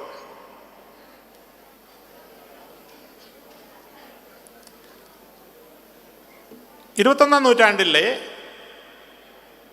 വർക്ക് ലൈഫ് എന്നുള്ള വാക്കാണ് ഞാൻ പ്രയോഗിച്ചത്. തൊഴിൽ ജീവിതം. സാധാരണഗതിയിൽ ഇങ്ങനെയുള്ള സെഷൻസിന് പറയുമ്പോൾ കരിയർ മാനേജ്മെൻറ്റ് എന്നാണ് പറയാറുള്ളത്. കരിയർ എന്നുള്ള വാക്കിന് ഇനി 21-ാം നൂറ്റാണ്ടിൽ പ്രസക്തിയില്ല. കരിയർ എന്ന് നമ്മൾ പറയുന്നത് സാധാരണഗതിയിൽ നമ്മൾ ഒരു കോളേജിൽ പോയി വിദ്യാഭ്യാസം നേടി BSc, MSc വേണമെങ്കിൽ PhD എടുത്തു, എൻജിനീയറിംഗ് പാസ്സായി, MBBS പാസ്സായി, അതനുസരിച്ച് ഒരു ജോലി നേടി. ആ ജോലിയിൽ തുടർന്ന് നമ്മൾ അസിസ്റ്റൻ്റ് എഞ്ചിനീയറിൽ നിന്ന് ചീഫ് എഞ്ചിനീയർ വരെ പടിപടിയായി പ്രൊമോഷൻ എത്തി റിട്ടയർ ആയി ജീവിക്കുന്നു. ഇതാണ് നമ്മുടെ കരിയർ എന്ന് പറയുന്നത്. ആ കരിയർ പ്രോഗ്രഷൻ എന്ന് പറയുന്നത് ഒരു ജോലിയുടെ താഴത്തെ തട്ടിൽ നിന്ന് മുകളിലെ തട്ടിലേക്ക് പോകുന്നതിനാണ് കരിയർ പ്രോഗ്രഷൻ എന്ന് പറയുന്നത്. നിങ്ങളുടെ ജീവിതത്തിൽ അങ്ങനെ ഒരു കാലഘട്ടം ഉണ്ടാകില്ല. സാധാരണഗതിയിൽ നിങ്ങൾ തിരഞ്ഞെടുത്തിരിക്കുന്ന ഏതൊരു ലൈൻ ആണെങ്കിൽ പോലും, മാത്തമാറ്റിക്സ് ആണെങ്കിലും ഹിസ്റ്ററി ആണെങ്കിലും ലിറ്ററേച്ചർ ആണെങ്കിലും, ഇതെല്ലാം തന്നെ ഏതാണ്ട് ഒരു 10 വർഷത്തിനകം നമ്മൾ പഠിക്കുന്ന ഒരു ലൈൻ, അത് കൂടുതൽ മാറ്റങ്ങൾ വരുന്നു. അപ്പോൾ വീണ്ടും വീണ്ടും പഠിക്കേണ്ടതായിട്ട് വരുന്നു. തൊഴിലുകളിൽ മാറ്റം വരുന്നു. ഞാൻ പറഞ്ഞല്ലോ, ഇപ്പോൾ ന്യൂറോ സർജൻ്റെ കാര്യം പറഞ്ഞു, പൈലറ്റിൻ്റെ കാര്യം പറഞ്ഞു, ഷിപ്പിലെ ക്യാപ്റ്റൻ്റെ കാര്യം പറഞ്ഞു, ഡ്രൈവറുടെ കാര്യം പറഞ്ഞു, റേഡിയോളജിസ്റ്റിൻ്റെ കാര്യം പറഞ്ഞു. അപ്പോൾ തൊഴിലുകൾ ഇല്ലാതാകുന്നു. അപ്പോൾ ആ തൊഴിലിൽ നിലനിൽക്കുന്ന ആളുകൾക്ക് വേറൊരു തൊഴിലിലേക്ക് മാറേണ്ടി വരും. അപ്പോൾ ഒരു കരിയറിൽ നിന്ന് വേറൊരു കരിയറിലേക്ക് മാറേണ്ടി വരും. ഇതാണ് നമ്മൾ ആദ്യമായിട്ട് മനസ്സിലാക്കേണ്ടത്. ഇനിയുള്ള കാലത്ത് നിങ്ങളുടെ തൊഴിൽ എന്ന് പറയുന്ന ഒരു തൊഴിൽ ജീവിതമാണ്. ഒരു ഡിഗ്രി പഠിച്ച് ജീവിതകാലം മുഴുവൻ അതിൽ നിലനിൽക്കുക എന്നുള്ളതല്ല. അപ്പോൾ വീണ്ടും വീണ്ടും പഠിക്കാനും ജീവിതകാലം മുഴുവൻ പഠിക്കാനും നിങ്ങൾ തയ്യാറായിരിക്കുക എന്നുള്ളതാണ് ഏറ്റവും പ്രാധാന്യമുള്ളത്. രണ്ടാമത്തെ കാര്യം, നിങ്ങൾക്ക് എന്തറിയാം എന്നുള്ളതിൽ കൂടുതൽ നിങ്ങൾക്ക് ആരെ അറിയാം എന്നുള്ളതാണ് നിങ്ങളുടെ തൊഴിൽ ജീവിതത്തെ ഏറ്റവും കൂടുതൽ സ്വാധീനിക്കാൻ പോകുന്നത്. സമദാനി സാർ സംസാരിച്ചപ്പോൾ അദ്ദേഹം പറഞ്ഞു, ഡൽഹി യൂണിവേഴ്സിറ്റിയിൽ, ഡൽഹിയിലെ മറ്റുള്ള യൂണിവേഴ്സിറ്റികളിൽ, അലിഗഡ് മുസ്ലിം യൂണിവേഴ്സിറ്റി അല്ലെങ്കിൽ ജാമിയ മിലിയ ആണെങ്കിലും, ഡൽഹി യൂണിവേഴ്സിറ്റിയിലെ ലേഡി ശ്രീറാം കോളേജ് ആണെങ്കിലും, സെൻറ്റ് സ്റ്റീഫൻസിലാണെങ്കിലും, അവിടെ മലയാളികളുടെ എണ്ണം വളരെ വേഗത്തിൽ കൂടുകയാണ്. 10 വർഷം മുമ്പ് 50 കുട്ടികൾ ഉള്ളിടത്ത് ഇപ്പോൾ 2500 മാറിയിരിക്കുകയാണ്. കഴിഞ്ഞ 2 വർഷത്തിനകത്ത് തന്നെ 600-ൽ നിന്ന് 2500 മാറിയിരിക്കുകയാണ്. അത്ര വലിയ വേഗത്തിലാണ് മലയാളികൾ അവിടെ പോയി പെടുന്നത്. ഈ സെൻറ്റ് സ്റ്റീഫൻസിലോ ലേഡി ശ്രീറാമിലോ പോകുമ്പോൾ നമ്മുടെ തൊട്ടടുത്തുള്ള കോളേജിൽ പഠിക്കുന്ന ഹിസ്റ്ററിയിലോ കൊമേഴ്സിലോ കൂടുതലൊന്നും നമ്മളവിടെ പഠിക്കുന്നില്ല. പക്ഷെ അവിടെ നിന്ന് പുറത്തു വരുന്ന ആളുകൾക്ക് ലഭിക്കുന്ന അവസരങ്ങൾ എന്ന് പറയുന്നത് നമുക്ക് ചിന്തിക്കാൻ പോലും പറ്റുന്നതിൽ കൂടിയ അവസരങ്ങളാണ്. ഇതെന്തുകൊണ്ടാണ് അത് സംഭവിക്കുന്നത്? എന്തുകൊണ്ടാണ് ഡൽഹി യൂണിവേഴ്സിറ്റിയിൽ, ജവഹർലാൽ നെഹ്റു യൂണിവേഴ്സിറ്റിയിൽ, IIT-യിൽ ഉള്ള ആളുകൾക്ക് സാങ്കേതികമായി കൂടുതൽ അറിവില്ലെങ്കിലും കൂടുതൽ അവസരങ്ങൾ ലഭിക്കുന്നത്? ഇവിടെയാണ് നെറ്റ്വർക്കിംഗ് എന്ന് പറയുന്നതിൻ്റെ പ്രാധാന്യം. ഈ സ്ഥാപനങ്ങളിൽ നമ്മൾ ചെന്ന് ചേരുമ്പോൾ നമുക്ക് കിട്ടുന്നത് അന്ന് അവിടെ പഠിക്കുന്ന കുട്ടികളുടെ ഒരു നെറ്റ്വർക്ക്, അവിടെ നിന്ന് പഠിച്ചു പോയ കുട്ടികളുടെ ഒരു നെറ്റ്വർക്ക്. അപ്പോൾ ഈ സ്ഥാപനങ്ങളിൽ നിന്ന് പഠിച്ചു പോയ ആളുകൾ എല്ലാ രാജ്യങ്ങളിലും എല്ലാ സ്ഥലങ്ങളിലും ഇന്ന് ജോലി ചെയ്യുന്നുണ്ടാകും. അപ്പോൾ ഞാൻ കാൺപൂർ IIT-യിലാണ് പഠിച്ചത്. ഞാൻ ഡൽഹിയിലെ സെക്രട്ടറിയിൽ കൂടി ഇപ്പോൾ നടക്കുകയാണെങ്കിൽ അവിടെ ഉള്ളൊരു 50 സീനിയർ സെക്രട്ടറി ലെവലിലുള്ള IAS ഉദ്യോഗസ്ഥന്മാർ എൻ്റെ കാലഘട്ടത്തിൽ IIT-യിൽ പഠിച്ചതായിരിക്കും, അല്ലെങ്കിൽ IIT-യുമായി ഏതെങ്കിലും തരത്തിൽ ബന്ധമുള്ളവരായിരിക്കും. ഈ ഉള്ള ബന്ധം നമ്മളുടെ കരിയറിനെ മൊത്തമായി മുന്നോട്ട് നയിക്കും. അപ്പോൾ എങ്ങനെയാണ് ഇതുപോലെയുള്ള ബന്ധങ്ങൾ ഉണ്ടാക്കിയെടുക്കുക എന്നുള്ളതാണ് ഏറ്റവും പ്രധാനം. അതുകൊണ്ടാണ് നമ്മൾ ഏതെങ്കിലും അവസരമുണ്ടെങ്കിൽ നമുക്ക് ലഭ്യമായതിൽ ഏറ്റവും നല്ല വിദ്യാഭ്യാസ സ്ഥാപനത്തിൽ പോകാനായിട്ട് ശ്രമിക്കണം. ഞാൻ പറഞ്ഞ പോലെ അതൊരു വിഷയത്തിൽ കൂടുതൽ അറിവ് നേടുക എന്നുള്ളതല്ല പ്രധാനം. അപ്പോൾ നമുക്ക് എക്കണോമിക്സ് ആണ് ഇഷ്ടം, പക്ഷെ നമുക്ക് അവസരം വരുന്നത് ലെറ്റ്സ് സേ കൊമേഴ്സിലാണ്, പക്ഷേ ഡൽഹിയിൽ പോകാനുള്ള അവസരമുണ്ട്. അപ്പം അങ്ങനെയാണെങ്കിൽ തീർച്ചയായും നമ്മൾ ഡൽഹിയിൽ പോകാനുള്ള അവസരം കൂടുതൽ വാല്യുബിൾ ആയിട്ട് എടുക്കണം. ഇത് സാധാരണഗതിയിൽ ഇങ്ങനെ ആയിരിക്കില്ല നിങ്ങളോട് ആളുകൾ പറഞ്ഞു തന്നിട്ടുള്ളത്. നിങ്ങൾക്ക് ഏത് വിഷയമാണോ ഏറ്റവും കൂടുതൽ താല്പര്യം അതിൽ കൂടുതൽ ശ്രദ്ധ ചെലുത്തണം എന്നുള്ളതായിരിക്കും. 2 ദിവസം മുമ്പ് ഞാൻ ഈ വിഷയത്തെപ്പറ്റി ഒരു ലേഖനം വന്നിരുന്നു. അതെൻ്റെ ലിങ്ക്ഡിനിൽ ഞാൻ ഷെയർ ചെയ്തിരുന്നു. നമ്മളുടെ ഡ്രീം ജോബ് എന്ന് പറയുന്നത് നമ്മളൊരു ജോബിനെ മുൻകൂട്ടി കണ്ട് മെഡിസിൻ, എൻജിനീയറിംഗ്, ലോ എന്നുള്ള തരത്തിൽ മുന്നോട്ട് പോകുക എന്നുള്ളതല്ല. നമുക്ക് നന്നായി ചെയ്യാൻ സാധിക്കുന്നതും പൊതുരംഗത്തിന് ആവശ്യമുള്ളതുമായുള്ള ഒരു പ്രൊഫഷനെയാണ് നമ്മൾ ചൂസ് ചെയ്യേണ്ടത്. നമ്മളുടെ ഡ്രീം പാഷനെ ഫോളോ ചെയ്യുന്നത് കരിയർ രംഗത്ത് സാധാരണഗതിയിൽ നഷ്ടക്കച്ചവടമായിട്ടാണ് മാറാറുള്ളത്. അപ്പോൾ വേണ്ടത്ര നെറ്റ്വർക്കുകൾ ഉണ്ടാക്കിയെടുക്കുക എന്നുള്ളത് ഏറ്റവും പ്രാധാന്യമുള്ള കാര്യമാണ്. ഈ കൂട്ടത്തിലിരിക്കുന്ന ആളുകളോട് എനിക്ക് പറയാനുള്ളത്, നിങ്ങൾ എല്ലാവരും തന്നെ ഒരാളൊഴികെ നിങ്ങൾക്ക് പറ്റുന്നതിൽ ഏറ്റവും നല്ല വിദ്യാഭ്യാസ സ്ഥാപനത്തിൽ അടുത്ത ഉന്നത വിദ്യാഭ്യാസം നേടാനായിട്ട് ഉന്നത വിദ്യാഭ്യാസത്തിന് പോകുന്ന ആളുകളുണ്ടെങ്കിൽ അവർ തീർച്ചയായിട്ടും നിങ്ങൾക്ക് പറ്റുന്നതിൽ ഏറ്റവും നല്ലതെന്ന് പറയുന്നത് ലോക റാങ്കിങ് എല്ലാം ഉണ്ടല്ലോ. അതിൽ ഇപ്പോൾ സ്റ്റാൻഫോർഡിലോ ഓക്സ്ഫോർഡിലോ പോകാൻ കഴിവും സാഹചര്യമുള്ള ആളുകൾ തീർച്ചയായിട്ടും അവിടെ പോകണം. അവിടെയും കാരണം ഇത് തന്നെയാണ്, അവിടെ പുതിയ മാത്തമാറ്റിക്സ് ഒന്നും പഠിപ്പിക്കുന്നില്ല. പക്ഷേ ഓക്സ്ഫോർഡിൽ നിങ്ങൾക്ക് കിട്ടുന്ന ക്ലാസ്സിലെ ഡൈവേഴ്സിറ്റി എന്ന് പറയുന്നത് ഡൽഹി യൂണിവേഴ്സിറ്റിയിൽ കിട്ടുന്ന ഡൈവേഴ്സിറ്റിയിൽ കൂടുതലായിരിക്കും. ഡൽഹി യൂണിവേഴ്സിറ്റിയിൽ കിട്ടുന്ന ഡൈവേഴ്സിറ്റി എന്ന് പറയുന്നത് തിരുവനന്തപുരത്ത് കിട്ടുന്നതിലും കൂടുതലായിരിക്കും. തിരുവനന്തപുരത്ത് കിട്ടുന്നത് മലപ്പുറത്ത് കിട്ടുന്നതിലും കൂടുതലായിരിക്കും. ഇതാണ് അതിൻ്റെ ഒരു രീതി. കരിയർ രംഗത്ത് ഞങ്ങൾക്കെല്ലാം ഏറ്റവും കൂടുതൽ ബെനിഫിറ്റ് ഉണ്ട്. അപ്പം എന്നെ സംബന്ധിച്ചിടത്തോളം ഏറ്റവും വലിയ മാറ്റം എൻ്റെ കരിയറിൽ ഉണ്ടാക്കിയത് 3 വിദ്യാഭ്യാസ സ്ഥാപനങ്ങളാണ്. ഒന്ന്, കാൺപൂർ IIT-യിൽ പോയത് ഉണ്ടാക്കിയ ഒരു നെറ്റ്വർക്ക്. രണ്ടാമത്തത് അമേരിക്കയിലെ യൂണിവേഴ്സിറ്റി ഓഫ് കാലിഫോർണിയ ബെർക്ക്ലിയിൽ അതുണ്ടാക്കിയ ഒരു നെറ്റ്വർക്ക്. മൂന്നാമത് ഐക്യരാഷ്ട്രസഭയുടെ യുണൈറ്റഡ് നേഷൻസ് യൂണിവേഴ്സിറ്റിയുടെ ലീഡർഷിപ്പ് അക്കാഡമി ഉണ്ട് ജോർഡാനിലെ അമ്മാനിൽ, അതുണ്ടാക്കിയ ഒരു നെറ്റ്വർക്ക്. ഈ നെറ്റ്വർക്കുകളാണ് നിങ്ങളുടെ കരിയറിനെ മൊത്തമായി മുന്നോട്ട് കൊണ്ടുപോകാൻ പോകുന്നത്. അപ്പോൾ നിങ്ങൾക്ക് സാധിക്കുന്നതിൽ ഏറ്റവും നല്ല വിദ്യാഭ്യാസ സ്ഥാപനം ഡൽഹിയിലെങ്കിൽ ഡൽഹിയിൽ, ബാംഗ്ലൂരെങ്കിൽ ബാംഗ്ലൂരിൽ, കോയമ്പത്തൂരെങ്കിൽ കോയമ്പത്തൂർ, തിരുവനന്തപുരത്തെങ്കിൽ തിരുവനന്തപുരത്ത്, അവിടെ പോയി അടുത്ത ഡിഗ്രി നേടാനായിട്ട് നിങ്ങൾ ശ്രമിക്കണം. അത് നിങ്ങളെ കരിയറിൻ്റെ പുതിയൊരു ഓർബിറ്റിലേക്ക് നയിക്കും. ഇപ്പോൾ എല്ലാ ആളുകൾക്കും ഇവിടെ എല്ലാം പോകാൻ സാധിച്ചൊന്നും വരില്ല. നമുക്ക് എല്ലാവർക്കും അതിൻ്റേതായ പ്രായോഗികമായുള്ള ബുദ്ധിമുട്ടുകളുണ്ട്. അങ്ങനെ സാധ്യതയുള്ളവരെല്ലാം ചെയ്യണം. പക്ഷെ അങ്ങനെ എല്ലാത്തവർക്കും ജീവിതം അവസാനിക്കുന്നൊന്നുമില്ല. ഇപ്പോൾ പുതിയ ലോകം വലിയ അവസരങ്ങൾ ഉണ്ടാക്കുന്നുണ്ട്. ലിങ്ക്ഡിൻ എന്ന് പറയുന്ന സോഷ്യൽ നെറ്റ്വർക്കിംഗ് സൈറ്റ് ഉണ്ട്. നിങ്ങളിൽ എത്ര പേർക്ക് ലിങ്ക്ഡിൻ അക്കൗണ്ട് ഉണ്ടെന്ന് ഷോ ഓഫ് ഹാൻഡ്സ് കാണിക്കാമോ? ഓക്കെ, ഞാൻ എല്ലാവരും കൈ പൊക്കാത്തതുകൊണ്ടെന്ന് അറിയില്ല. 30% ആളുകൾക്കാണ് ലിങ്ക്ഡിൻ അക്കൗണ്ട് ഉള്ളത്. നിങ്ങളുടെ ഈ പ്രായത്തിൽ ഒരു 12ാം ക്ലാസ് കഴിഞ്ഞ ആളുകളിൽ 100% ആളുകൾക്കും ലിങ്ക്ഡിൻ അക്കൗണ്ടുകൾ ഉണ്ടായിരിക്കേണ്ടത് നിർബന്ധമുള്ള കാര്യമാണ്. കാരണം ഇനിയുള്ള കാലത്ത് നമ്മൾ തൊഴിൽ അന്വേഷിച്ച് പോവുകയല്ല ചെയ്യുന്നത്, തൊഴിലുകൾ നമ്മളെ അന്വേഷിച്ച് വരികയാണ് ചെയ്യുന്നത്. ഇത് നാളത്തെ കാര്യമല്ല. ഇപ്പോൾ തന്നെ ദുബായിലാണെങ്കിലും യൂറോപ്പിലാണെങ്കിലും അമേരിക്കയിലാണെങ്കിലും ബാംഗ്ലൂരാണെങ്കിലും സംഭവിക്കുന്ന ഇതാണ്. നമുക്കൊരു ലിങ്ക്ഡിൻ പ്രൊഫൈൽ ഉണ്ടെങ്കിൽ കമ്പനികൾ നമ്മളെ തേടിയെത്തും. ഈ കമ്പനികൾ എന്ന് പറയുന്നത് ഒരു മനുഷ്യൻ അവിടെ ഇരുന്ന് നമ്മളുടെ CV പരിശോധിക്കുകയല്ല ചെയ്യുന്നത്. ഓരോ നിർമ്മിത ബുദ്ധി നിർമ്മിച്ച പ്രോഗ്രാമുകളുണ്ട്. ഈ പ്രോഗ്രാമുകൾ നമ്മളെ പൂർണ്ണമായും സെർച്ച് ചെയ്തുകൊണ്ടിരിക്കുകയാണ്. ആ സെർച്ചിൽ നമ്മുടെ ലിങ്ക്ഡിൻ പ്രൊഫൈൽ ആക്റ്റീവ് ആണെങ്കിൽ അവർ നമ്മളെ തേടിയെത്തും. അവിടെ നിന്നാണ് നമുക്ക് തൊഴിൽ ലഭിക്കുന്നത്. അപ്പോൾ തീർച്ചയായിട്ടും ഇന്ന് വൈകിട്ട് തന്നെ നിങ്ങൾ വീട്ടിൽ പോയി ലിങ്ക്ഡിൻ പ്രൊഫൈൽ ഉണ്ടാക്കണമെന്ന് മാത്രമല്ല, ആ ലിങ്ക്ഡിൻ പ്രൊഫൈൽ സ്ഥിരമായി ആക്ടിവേറ്റ് ചെയ്തുകൊണ്ടിരിക്കുകയും വേണം. അവിടെ എന്തെങ്കിലും ഷെയർ ചെയ്യുക, അതിൽ ഉള്ള ആളുകളെ ഫോളോ ചെയ്യുക, എന്തെങ്കിലും കമൻറ്റ് ചെയ്യുക. ഇതെല്ലാം ലിങ്ക്ഡിൻ്റെ അൽഗോരിതം ഓരോ നിമിഷത്തിലും ശ്രദ്ധിച്ചുകൊണ്ടിരിക്കുകയാണ്. നിങ്ങൾ 4-5 വർഷം ഈ ലിങ്ക്ഡിനിൽ ഫോളോ ചെയ്തിട്ടുണ്ടെങ്കിൽ നിങ്ങൾ ചെയ്ത ഓരോ നിമിഷത്തിലെ കാര്യവും ഈ അൽഗോരിതം ട്രാക്ക് ചെയ്തുകൊണ്ടിരിക്കുകയാണ്. അതാണ് നിങ്ങൾക്ക് ഇനി തൊഴിൽ കൊണ്ടുവരാൻ പോകുന്നത്. അപ്പോൾ ഒന്നല്ലെങ്കിൽ കോളേജുകളിൽ പോയി നെറ്റ്വർക്കുകൾ ഉണ്ടാക്കുക, രണ്ടാമത്തെ ഓൺലൈനായി നെറ്റ്വർക്കുകൾ ഉണ്ടാക്കുക. ഓൺലൈനായി നെറ്റ്വർക്കുകൾ ഉണ്ടാക്കുന്നതിനെ പറ്റി പറയുമ്പോൾ ഒരു കാര്യം കൂടി പറയണം. നിങ്ങൾക്കെല്ലാം തന്നെ സോഷ്യൽ മീഡിയയിൽ അക്കൗണ്ടുകൾ ഉണ്ടാകും.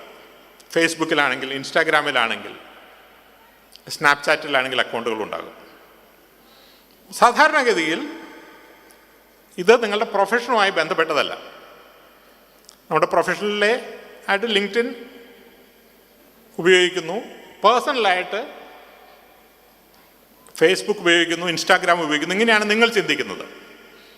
പക്ഷേ ഇക്കാലത്ത് എംപ്ലോയേഴ്സ് ചിന്തിക്കുന്നത് ഇങ്ങനെയല്ല. എംപ്ലോയേഴ്സ് നിങ്ങളെ പൂർണ്ണമായി ഒരു വ്യക്തിയായിട്ടാണ് കാണുന്നത്. ലോകത്തെ അനവധി എംപ്ലോയേഴ്സ് നിങ്ങളെ ജോലിക്ക് വയ്ക്കുന്നതിന് മുമ്പ് നിങ്ങളുടെ personal profile, social media profile അവരുടെ നിർമ്മിത ബുദ്ധിയിലൂടെ കടത്തിവിടുകയാണ്. അപ്പോൾ നിങ്ങൾ ചെയ്യുന്ന ഓരോ കാര്യങ്ങളും അതിൽ നിന്ന് നിങ്ങൾ ഏതു തരം പേഴ്സണാലിറ്റിയാണ് എന്ന് അവർ കണ്ടുപിടിക്കുകയാണ്. ഇതിനെപ്പറ്റിയൊക്കെ ഗവേഷണം നടന്നിട്ടുണ്ട്. കാംബ്രിഡ്ജ് യൂണിവേഴ്സിറ്റിയിൽ നടത്തിയൊരു ഗവേഷണം പറയുന്നത്, നിങ്ങൾ ഫേസ്ബുക്കുമായി നടത്തിയ 69 ഇൻറ്ററാക്ഷൻ,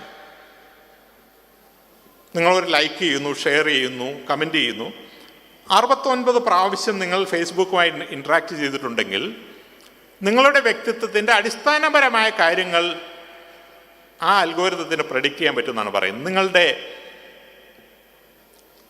രാഷ്ട്രീയ വ്യൂ എന്താണ്, നിങ്ങളുടെ ഇൻ്റലക്ച്വൽ ഓറിയൻറ്റേഷൻ എവിടത്തേക്കാണ്. നിങ്ങൾ ഫേസ്ബുക്കുമായി 250 ഇൻട്രാക്ഷൻ നടത്തിയിട്ടുണ്ടെങ്കിൽ നിങ്ങളുടെ ഏറ്റവും അടുത്ത സുഹൃത്തിന് അറിയുന്നതിൽ കൂടുതൽ കാര്യങ്ങൾ അൽഗോരിതത്തിന് പറയാൻ പറ്റുമെന്നാണ് പറയുന്നത്. നിങ്ങൾ 500 ഇൻറ്ററാക്ഷൻ ഫേസ്ബുക്കുമായിട്ട് നടത്തിയിട്ടുണ്ടെങ്കിൽ നിങ്ങളുടെ കുടുംബത്തിലെ നിങ്ങളുടെ അച്ഛനും അമ്മയ്ക്കോ സഹോദരങ്ങൾക്കോ നിങ്ങളെ അറിയുന്നതിൽ കൂടുതൽ നന്നായി നിർമ്മിത ബുദ്ധിക്ക് നിങ്ങൾ അറിയാൻ പറ്റുമെന്നാണ് പറയുന്നത്. ഇതെല്ലാം പബ്ലിക് ഡൊമൈനിലുള്ള കാര്യങ്ങളാണ്, ഗവേഷണഫലമാണ്. നമ്മളെല്ലാം ഓരോ ദിവസവും 10-20 പ്രാവശ്യം ഫേസ്ബുക്കുമായിട്ട് ഇൻറ്ററാക്ട് ചെയ്യുന്ന ആളാണ്. കഴിഞ്ഞ 10 വർഷത്തിനിടയിൽ ഞാൻ ഒരുപക്ഷെ 10,000 പ്രാവശ്യം ഫേസ്ബുക്കുമായിട്ട് ഇൻറ്ററാക്ട് ചെയ്തു. അപ്പോൾ നമ്മളുടെ സൂക്ഷ്മമായ ഓരോ കാര്യങ്ങളും ഫേസ്ബുക്കിനറിയാം. നമ്മുടെ നാളത്തെ തൊഴിൽ സാധ്യതയെ നമ്മൾ സാമൂഹ്യ മാധ്യമത്തിൽ നടത്തുന്ന ഓരോ ഇടപെടലുകളും സ്വാധീനിക്കും. അതിൻ്റെ അർത്ഥം അത് ചെയ്യേണ്ട എന്നുള്ളതല്ല, പക്ഷെ അങ്ങനെ നമ്മുടെ ലിങ്ക്ഡിനിൽ മാത്രമല്ല നമ്മുടെ ഫേസ്ബുക്കിലും നിർമ്മിത ബുദ്ധി നമ്മളെ ചാരക്കണ്ണുകളോടെ നോക്കിക്കൊന്നുണ്ട് എന്നുള്ള കാര്യം നമ്മൾ അറിഞ്ഞിരുന്നാൽ അത് അനുസരിച്ച് കാര്യങ്ങൾ ചെയ്യാൻ നമ്മൾ പഠിക്കും. അല്ലെങ്കിൽ നമ്മൾ പുതിയ ലോകത്ത് നമ്മൾ പുറന്തള്ളപ്പെട്ടു പോകും. ഇന്നത് പ്രൈവറ്റ് കമ്പനികളാണ് ചെയ്യുന്നത്. നാളെ ഇത് നമ്മളുടെ കേരള പബ്ലിക് സർവീസ് കമ്മീഷൻ അല്ലെങ്കിൽ UPSC അവർ ആളുകളെ തിരഞ്ഞെടുക്കുന്നത് ഇന്നത്തെ പോലെ പരീക്ഷ നടത്തി ആയിരിക്കില്ല, അവരുടെ ലിങ്ക്ഡിൻ പ്രൊഫൈൽ അനലൈസ് ചെയ്തിട്ടായിരിക്കും. അതുപോലെ തന്നെ നമ്മൾ ഓൺലൈൻ പഠിക്കുമ്പോൾ സാധാരണഗതിയിൽ ഇന്നത്തെ വിദ്യാഭ്യാസം എന്ന് പറയുന്നത് നമ്മൾ പഠിക്കുന്നത് ക്ലാസ് റൂമിൽ, സിലബസ് തരുന്നത് യൂണിവേഴ്സിറ്റി, പരീക്ഷ നടത്തുന്നത് യൂണിവേഴ്സിറ്റി, സർട്ടിഫിക്കറ്റ് തരുന്നത് യൂണിവേഴ്സിറ്റി, ഇതെല്ലാം ഒറ്റ യൂണിവേഴ്സിറ്റിയിലാണ് സംഭവിക്കുന്നത്. പക്ഷെ ഇനിയുള്ള ലോകം അങ്ങനെയല്ല. ഇനിയുള്ള ലോകത്ത് നമ്മുടെ സിലബസ് തീരുമാനിക്കുന്നത് ആ പ്രൊഫഷനിലുള്ള ആളുകളായിരിക്കും. മെഡിക്കൽ സിലബസ് തീരുമാനിക്കുന്ന മെഡിക്കൽ കൗൺസിൽ ഓഫ് ഇന്ത്യ അതുതന്നെ ഗ്ലോബൽ ആയിട്ടുള്ള സംവിധാനങ്ങളായിരിക്കും. അപ്പോൾ അമേരിക്കയിലെ മെഡിക്കൽ കൗൺസിൽ എന്ത് തീരുമാനിക്കുന്നു അതായിരിക്കും ലോകത്ത് ഇനി മെഡിസിൻ്റെ സിലബസായി മാറാൻ പോകുന്നത്. പഠിപ്പിക്കുന്നത് ലോകത്ത് എവിടെയുള്ള മെഡിക്കൽ കോളേജുകളാവാം, പെരിന്തൽമണ്ണയിലുള്ളതാവാം, മഞ്ചേരിയിലുള്ളതാകാം, കോഴിക്കോടുള്ളതാകാം. പക്ഷേ ഇവരുടെ പരീക്ഷ നടത്തുന്നതും ഇവരെ റേറ്റ് ചെയ്യുന്നതും തിരിച്ച് അന്താരാഷ്ട്രമായിട്ടുള്ള സംവിധാനങ്ങളായിരിക്കും. ഇപ്പോൾ തന്നെ ലിങ്ക്ഡിനിൽ പോയി കഴിഞ്ഞിട്ടുണ്ടെങ്കിൽ അവരുടെ സർട്ടിഫിക്കേഷൻ സ്കീമുണ്ട്. നമ്മൾ എക്സൽ അറിയാവുന്ന ഒരാളാണെന്ന് എക്സലിൻ്റെ സർട്ടിഫിക്കറ്റ് നമുക്ക് വാങ്ങാം, ലിങ്ക്ഡിൻ്റെ സർട്ടിഫിക്കറ്റ് വാങ്ങാം. തൊഴിൽ കമ്പോളത്തിൽ നിങ്ങളുടെ ലിങ്ക്ഡിൻ സർട്ടിഫിക്കറ്റിനായിരിക്കാം കൂടുതൽ വാല്യൂ, നിങ്ങൾ ലോക്കൽ ഇൻസ്റ്റിറ്റ്യൂട്ടിൽ പഠിച്ചതിലായിരിക്കില്ല. ഞാൻ യൂണിവേഴ്സിറ്റി റാങ്കിങ്ങിനെ പറ്റി ആദ്യമേ പറഞ്ഞു. ലോകത്ത് 10,000 യൂണിവേഴ്സിറ്റികളുണ്ട്. കേരളത്തിലെ ഒരു യൂണിവേഴ്സിറ്റികൾ പോലും ആദ്യത്തെ 1000 യൂണിവേഴ്സിറ്റികളിൽ പോലുമില്ല. ജവഹർലാൽ നെഹ്റു യൂണിവേഴ്സിറ്റി 370 തോന്നുന്നു. അപ്പോൾ നമ്മൾ അന്താരാഷ്ട്രമായൊരു തൊഴിലിന് വേണ്ടിയിട്ട് ശ്രമിക്കുമ്പോൾ ലോകത്തൊട്ടും അറിയപ്പെടാത്തൊരു യൂണിവേഴ്സിറ്റിയിൽ നിന്ന് ആണ് നമുക്ക് ബിരുദം കിട്ടുന്നതെങ്കിൽ തീർച്ചയായിട്ടും അതിനൊരു വാല്യൂ ഉണ്ടാകില്ല. അങ്ങനെ വാല്യൂ ഉണ്ടാകണമെങ്കിൽ അന്താരാഷ്ട്രമായ ഒരു റേറ്റിംഗ് ഏജൻസിയിൽ നിന്നും നമ്മളുടെ അറിവിനെ റേറ്റ് ചെയ്യേണ്ടി വരും. ഞാൻ കഴിഞ്ഞ ദിവസം എൻ്റെ സുഹൃത്ത് സുധീർ മോഹനുമായിട്ട് ഈ വിഷയം സംസാരിക്കുകയായിരുന്നു. ഇപ്പം IT രംഗത്ത് ചില റേറ്റിംഗ് ഏജൻസികളുണ്ട്. സിസ്കോ എന്ന് പറയുന്നത് നെറ്റ്വർക്കിങ്ങിൻ്റെ ഒരു റേറ്റിംഗ് ഏജൻസിയാണ്. മൈക്രോസോഫ്റ്റിന് അവരുടേതായ മൈക്രോസോഫ്റ്റ് പ്രൊഫഷണൽ സർട്ടിഫിക്കേഷനുണ്ട്. ഗൂഗിളിൻ്റെ ക്ലൗഡ് സർട്ടിഫിക്കേഷനുണ്ട്. ഈ സർട്ടിഫിക്കറ്റുകൾ ഏതെങ്കിലും നിങ്ങൾക്കുണ്ടെങ്കിൽ ജോലി 100% ഉറപ്പാണ്. ഇങ്ങനെയുള്ള സർട്ടിഫിക്കേഷനുള്ള ആളുകളെ, അപ്പോൾ ഈ സർട്ടിഫിക്കേഷൻ കേരള യൂണിവേഴ്സിറ്റി നൽകുന്നതല്ല, JNU നൽകുന്നതല്ല, ഹാർവാർഡ് നൽകുന്നതല്ല, യൂണിവേഴ്സിറ്റി പോലുമല്ല. പക്ഷേ തൊഴിൽ കമ്പോളത്തിന് ആവശ്യം ഈ തൊഴിൽ അറിയാമെന്ന് ഇതുപോലുള്ള പ്രൊഫഷണൽ ഏജൻസികൾ സർട്ടിഫൈ ചെയ്യുന്നതാണ്. നാളത്തെ ലോകം അതായിരിക്കും. അപ്പം നിങ്ങൾക്ക് വിജ്ഞാനം എവിടെ നിന്നും എടുക്കാം, ഓൺലൈനായിട്ട് എടുക്കാം, ക്ലാസ് റൂമിൽ പോയി എടുക്കാം, നിങ്ങളുടെ യൂണിവേഴ്സിറ്റിയിൽ പഠിക്കാം, അടുത്തുള്ള കോളേജിൽ പോയി പഠിക്കാം. പക്ഷേ നിങ്ങളെ റേറ്റ് ചെയ്യപ്പെടുന്നത് അന്താരാഷ്ട്രമായി എംപ്ലോയേഴ്സ് മാർക്കറ്റ് ചെയ്യുന്ന, പ്രിഫർ ചെയ്യുന്ന ഒരു രീതിയായിരിക്കും. അപ്പോൾ ഇത് നിങ്ങൾ ശ്രദ്ധിക്കേണ്ടതാണ്. എവിടെയാണ് തൊഴിലിന് ആവശ്യം, ഏത് സർട്ടിഫിക്കേഷനാണ് അവർ സ്വീകരിക്കാൻ സാധ്യതയുള്ളത്, ആ സർട്ടിഫിക്കേഷൻ ലഭിക്കാനായിട്ട് ശ്രമിക്കണം.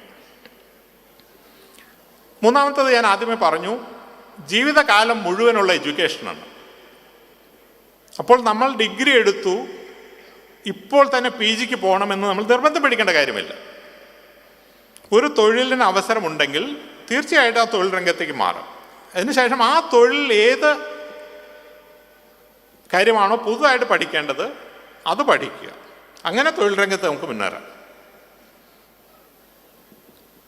ഇന്ത്യയിൽ സാധാരണഗതി, കേരളത്തിൽ പ്രത്യേകിച്ച് സാധാരണഗതി സംഭവിക്കുന്നത് ഡിഫെൻസീവ് എഡ്യൂക്കേഷൻ എന്ന് പറയുന്ന ഒരു കാര്യമാണ്. അതായത് ഡിഗ്രി കഴിയുമ്പോൾ ഓട്ടോമാറ്റിക്കായി നമ്മൾ പി ജിയിലേക്ക് പോകുന്നു. പി ജി കഴിയുമ്പോൾ വേണമെങ്കിൽ പി എച്ച് ഡിയിലേക്ക് പോകുന്നു. അപ്പോൾ പി ജി കഴിഞ്ഞ അനവധി ആളുകൾ നാട്ടിലുണ്ട്, പക്ഷെ ഇവർക്കുള്ള ജോലിയില്ല. അപ്പോൾ അവർ നേരെ പി എസ് സി പരീക്ഷ എഴുതാൻ പോകുന്നു, അല്ലെങ്കിൽ ബസ് കണ്ടക്ടർ ആവാനായിട്ട് പോകുന്നു. ഈ ബസ് കണ്ടക്ടറെ ജോലി ചെയ്യാനായിട്ട് ഒരു പി ജിയുടെ ആവശ്യമില്ല, പക്ഷേ പി ജിക്കാർ കൂടുതലുള്ളതുകൊണ്ട് ബസ് കണ്ടക്ടർമാരായി മാറുന്നു. അതിൻ്റെ ആവശ്യമില്ല. നമ്മൾ ബസ് കണ്ടക്ടർ ആവുക എന്നുള്ളതാണ് നമ്മുടെ ലക്ഷ്യമെങ്കിൽ, സാധ്യതയെങ്കിൽ നമുക്ക് 12ാം ക്ലാസ് കഴിയുമ്പോൾ തന്നെ പരീക്ഷ എഴുതാമല്ലോ. അപ്പോൾ നമുക്ക് 3 വർഷത്തെ അഡ്വാൻറ്റേജ് കിട്ടി. ആ കാലഘട്ടത്തിൽ ബസ് കണ്ടക്ടറായി ഇരുന്നു കൊണ്ട് നമുക്ക് വേണമെങ്കിൽ ഉന്നത പഠനം നടത്താം, അല്ലെങ്കിൽ ആ രംഗത്ത് തന്നെ മുന്നോട്ട് പോകാനായിട്ട് ശ്രമിക്കാം. അതായിരിക്കണം നമ്മുടെ കരിയറിൻ്റെ അടുത്ത തിങ്കിങ്. ഏറ്റവും വേഗത്തിൽ എംപ്ലോയ്മെൻറ്റ് മാർക്കറ്റിൽ എങ്ങനെ എത്തിപ്പറ്റുക എന്നുള്ളതാണ്. എല്ലാ തൊഴിലുകളും മഹത്തരമാണ് എന്ന് നമ്മൾ എപ്പോഴും പറയും, സത്യമാണ്. പക്ഷേ തൊഴിലുകളുടെ ഭാവി എന്നുള്ള ഒന്നുകൂടിയുണ്ട്. നമുക്ക് വളരെ പരിചയമുള്ളൊരു തൊഴിൽ പറയാം. ഇപ്പോൾ ഈ കൊറോണ കാലത്ത് ഉണ്ടായൊരു തൊഴിലാണ് സൊമാറ്റോ പോലെയുള്ള ഫുഡ് ഡെലിവറി സംവിധാനങ്ങൾ, അല്ലെങ്കിൽ ഊബർ എന്ന് പറയുന്ന ടാക്സിയുടെ ഡ്രൈവർ ആകുന്നത്. ഒട്ടും മോശമായ തൊഴിലല്ല, സാമാന്യം വരവ് ഉള്ളൊരു തൊഴിലാണ്. പക്ഷേ ആ തൊഴിൽ ജീവിതത്തിൻ്റെ ഭാവിയിലേക്ക് നമ്മൾ പ്രൊജക്റ്റ് ചെയ്ത് കഴിഞ്ഞിട്ടുണ്ടെങ്കിൽ അവിടെ വലിയ അവസരങ്ങൾ നമ്മൾ കാണുന്നില്ല. അപ്പോൾ നമ്മുടെ ഇൻകത്തെ സപ്ലിമെൻ്റ് ചെയ്യാനായിട്ട് ഉപയോഗിക്കാം. നമ്മൾ ഡിഗ്രി പഠിക്കാനുള്ള, അല്ലെങ്കിൽ വേറെ എന്തെങ്കിലും പഠിക്കാനുള്ള തൊഴിൽ സമ്പാദന പണം ഉണ്ടാക്കാനായിട്ട് നമുക്ക് ഉപയോഗിക്കാം. പക്ഷെ നമ്മുടെ കരിയറിൻ്റെ ട്രജക്ടറി ഊബർ ഡ്രൈവറായി റിട്ടയർ ചെയ്യാം, അല്ലെങ്കിൽ സൊമാറ്റോ ഡെലിവറി പേഴ്സണായി റിട്ടയർ ചെയ്യാമെന്ന് നമുക്ക് ചിന്തിക്കാൻ സാധിക്കില്ല. കാരണം ആ തൊഴിലിൽ ഒരു പ്രോഗ്രഷനുള്ള തൊഴിലല്ല. ഇത് നമ്മൾ ശ്രദ്ധിക്കേണ്ടതാണ്. നമ്മൾ തൊഴിൽ രംഗത്തേക്ക് വേഗത്തിൽ എത്തുമ്പോൾ തന്നെ ആ തൊഴിലിന് ഭാവിയുണ്ടോ, അല്ലെങ്കിൽ ആ തൊഴിൽ രംഗത്തിരുന്ന് നമുക്ക് മുന്നോട്ട് പോകാൻ സാധിക്കുമോ എന്നുള്ള കാര്യവും നിങ്ങൾ ശ്രദ്ധിക്കണം. നിർമ്മിത ബുദ്ധി എല്ലാ രംഗത്തും കടന്നു കയറുകയാണെന്ന് ഞാൻ പറഞ്ഞു. അനവധി തൊഴിലുകൾ ഇല്ലാതാക്കുമെന്ന് ഞാൻ പറഞ്ഞു. പക്ഷേ ഇതെല്ലാം വളരെ വേഗത്തിൽ ചില കാര്യങ്ങൾ സംഭവിക്കും. പക്ഷെ മിക്കവാറും തൊഴിലുകളിൽ സംഭവിക്കാൻ പോകുന്നത് നിർമ്മിത ബുദ്ധിയും മനുഷ്യരും കോ എക്സിസ്റ്റ് ചെയ്യുന്നൊരു രീതിയായിരിക്കും. ഇപ്പോൾ ഡോക്ടറുടെ തൊഴിൽ ഉദാഹരണത്തിന് അടുത്തൊരു 5 വർഷത്തിനകം നിർമ്മിത ബുദ്ധി അറിയാത്ത ഡോക്ടർമാരുടെ തൊഴിൽ ചെയ്യാൻ സാധിക്കില്ല എന്നൊരു സാഹചര്യം വരും. ലോകത്ത് ഉണ്ടാകുന്ന എല്ലാ മാറ്റങ്ങളും ഒരു ഡോക്ടർക്കും പഠിക്കുക എന്നുള്ളത് സാധ്യമല്ല. ഇന്ന് കോങ്കോയിൽ ഒരു പർട്ടിക്കുലർ ഡിസീസിന് ഒരു സർജറി നടത്തി സക്സസ്ഫുള്ളായി അല്ലെങ്കിൽ ഫെയിലിയറായി. ഇത് ഒരു ജേർണലിൽ വന്ന് നമ്മളുടെ ഡോക്ടർ വായിച്ച് മനസ്സിലാക്കുമ്പോഴത്തേക്കും ചിലപ്പോൾ 2 വർഷം എടുക്കും. പക്ഷെ ഒരു നിർമ്മിത ബുദ്ധിയാണ് ഇത് ചെയ്യുന്നതെങ്കിൽ ഓരോ ദിവസവും വൈകുന്നേരം അന്ന് വരെ സംഭവിച്ചിട്ടുള്ള എല്ലാ മാറ്റങ്ങളും ആ നിർമ്മിത ബുദ്ധി പ്രോഗ്രാമിന് അറിയാൻ സാധിക്കും. അപ്പോൾ ഡോക്ടർ നമ്മളോട് സംസാരിക്കുന്നു, ഡോക്ടർ അഭിപ്രായം തേടുന്ന നിർമ്മിത ബുദ്ധിയുള്ള ഒരു അസിസ്റ്റൻറ്റിനോടായിരിക്കും. ഇത് നിർമ്മിത ബുദ്ധിയുടെ ഡോക്ടറുടെ കാര്യത്തിൽ മാത്രമല്ല, ലോകത്തെ ഏതൊരു തൊഴിലാണെങ്കിലും, ജേർണലിസ്റ്റ് ആണെങ്കിലും ലോയർ ആണെങ്കിലും. ഞാൻ 2 വർഷം മുമ്പ് അബുദാബിയിൽ ഒരു ലെക്ചർ നടത്തുന്ന സമയത്ത് എന്നോടൊരാൾ ചോദിച്ചു, സർ, നിർമ്മിത ബുദ്ധി കൊണ്ടൊരു ജഡ്ജ് ഉണ്ടാകാൻ സാധിക്കുമോ, ഒരു ജഡ്ജിൻ്റെ ജോലി നിർമ്മിത ബുദ്ധിക്ക് ചെയ്യാൻ സാധിക്കുമോ എന്ന് ചോദിച്ചു. ഞാൻ പറഞ്ഞു ഞാൻ ഇന്നേ വരെ അതിനെ പറ്റി ചിന്തിച്ചിട്ടില്ല. പക്ഷെ കുറച്ച് കാര്യം ചിന്തിച്ചിട്ട് ഞാൻ പറഞ്ഞു സാധിക്കുമെന്ന് തോന്നുന്നില്ല. കാരണം അത് മനുഷ്യന് ചെയ്യാൻ പറ്റുന്ന മാത്രം ചെയ്യാൻ പറ്റുന്ന കാര്യമാണ്, എൻ്റെ വരുമരായകൾ അറിഞ്ഞ് ചെയ്യേണ്ടതാണ്. പക്ഷെ വെറും 6 മാസത്തിനകം ഞാൻ വായിച്ചു, എസ്റ്റോണിയ എന്ന് പറയുന്നൊരു രാജ്യത്ത് ജഡ്ജിമാരെ ആയിട്ട് നിർമ്മിത ബുദ്ധിയെ നിയമിച്ചു കഴിഞ്ഞു. അവിടെ സാമ്പത്തിക കുറ്റകൃത്യങ്ങളിൽ ആദ്യമായി കേസ് കേൾക്കുന്നത് നിർമ്മിത ബുദ്ധിയാണ്. അപ്പോൾ നമുക്ക് എന്തെങ്കിലും ഒരു കേസ് ഉണ്ടെങ്കിൽ നമ്മൾ ആ കേസ് സബ്മിറ്റ് ചെയ്യുന്നു. 24 മണിക്കൂറിനകം അന്ന് വരെ ആ രാജ്യത്ത് നടന്നിട്ടുള്ള സകല കേസുകളുടെയും നിയമങ്ങളുടെയും അടിസ്ഥാനത്തിൽ 24 മണിക്കൂറിനകം വിധി വരികയാണ് ചെയ്യുന്നത്. ഇന്ത്യയിൽ കോടിക്കണക്കിന് കേസുകൾ തെളിയാതെ കിടക്കുകയാണ്, തീർപ്പാവാതെ കിടക്കുകയാണ്. ഇന്ത്യയിൽ നിർമ്മിത ബുദ്ധി കോടതിയിൽ വരുമെന്നുള്ള കാര്യത്തിൽ യാതൊരു സംശയവുമില്ല. അപ്പോൾ ഏതൊരു രംഗത്തും ഈ മാറ്റമുണ്ടാകും. നിർമ്മിത ബുദ്ധിയെ നമ്മൾ സ്വീകരിച്ചേ പറ്റും. അധ്യാപകരുടെ ജോലിയെ പറ്റി പറയാം. ഇവിടെ കുറച്ച് അധ്യാപകർ കാണുമല്ലോ.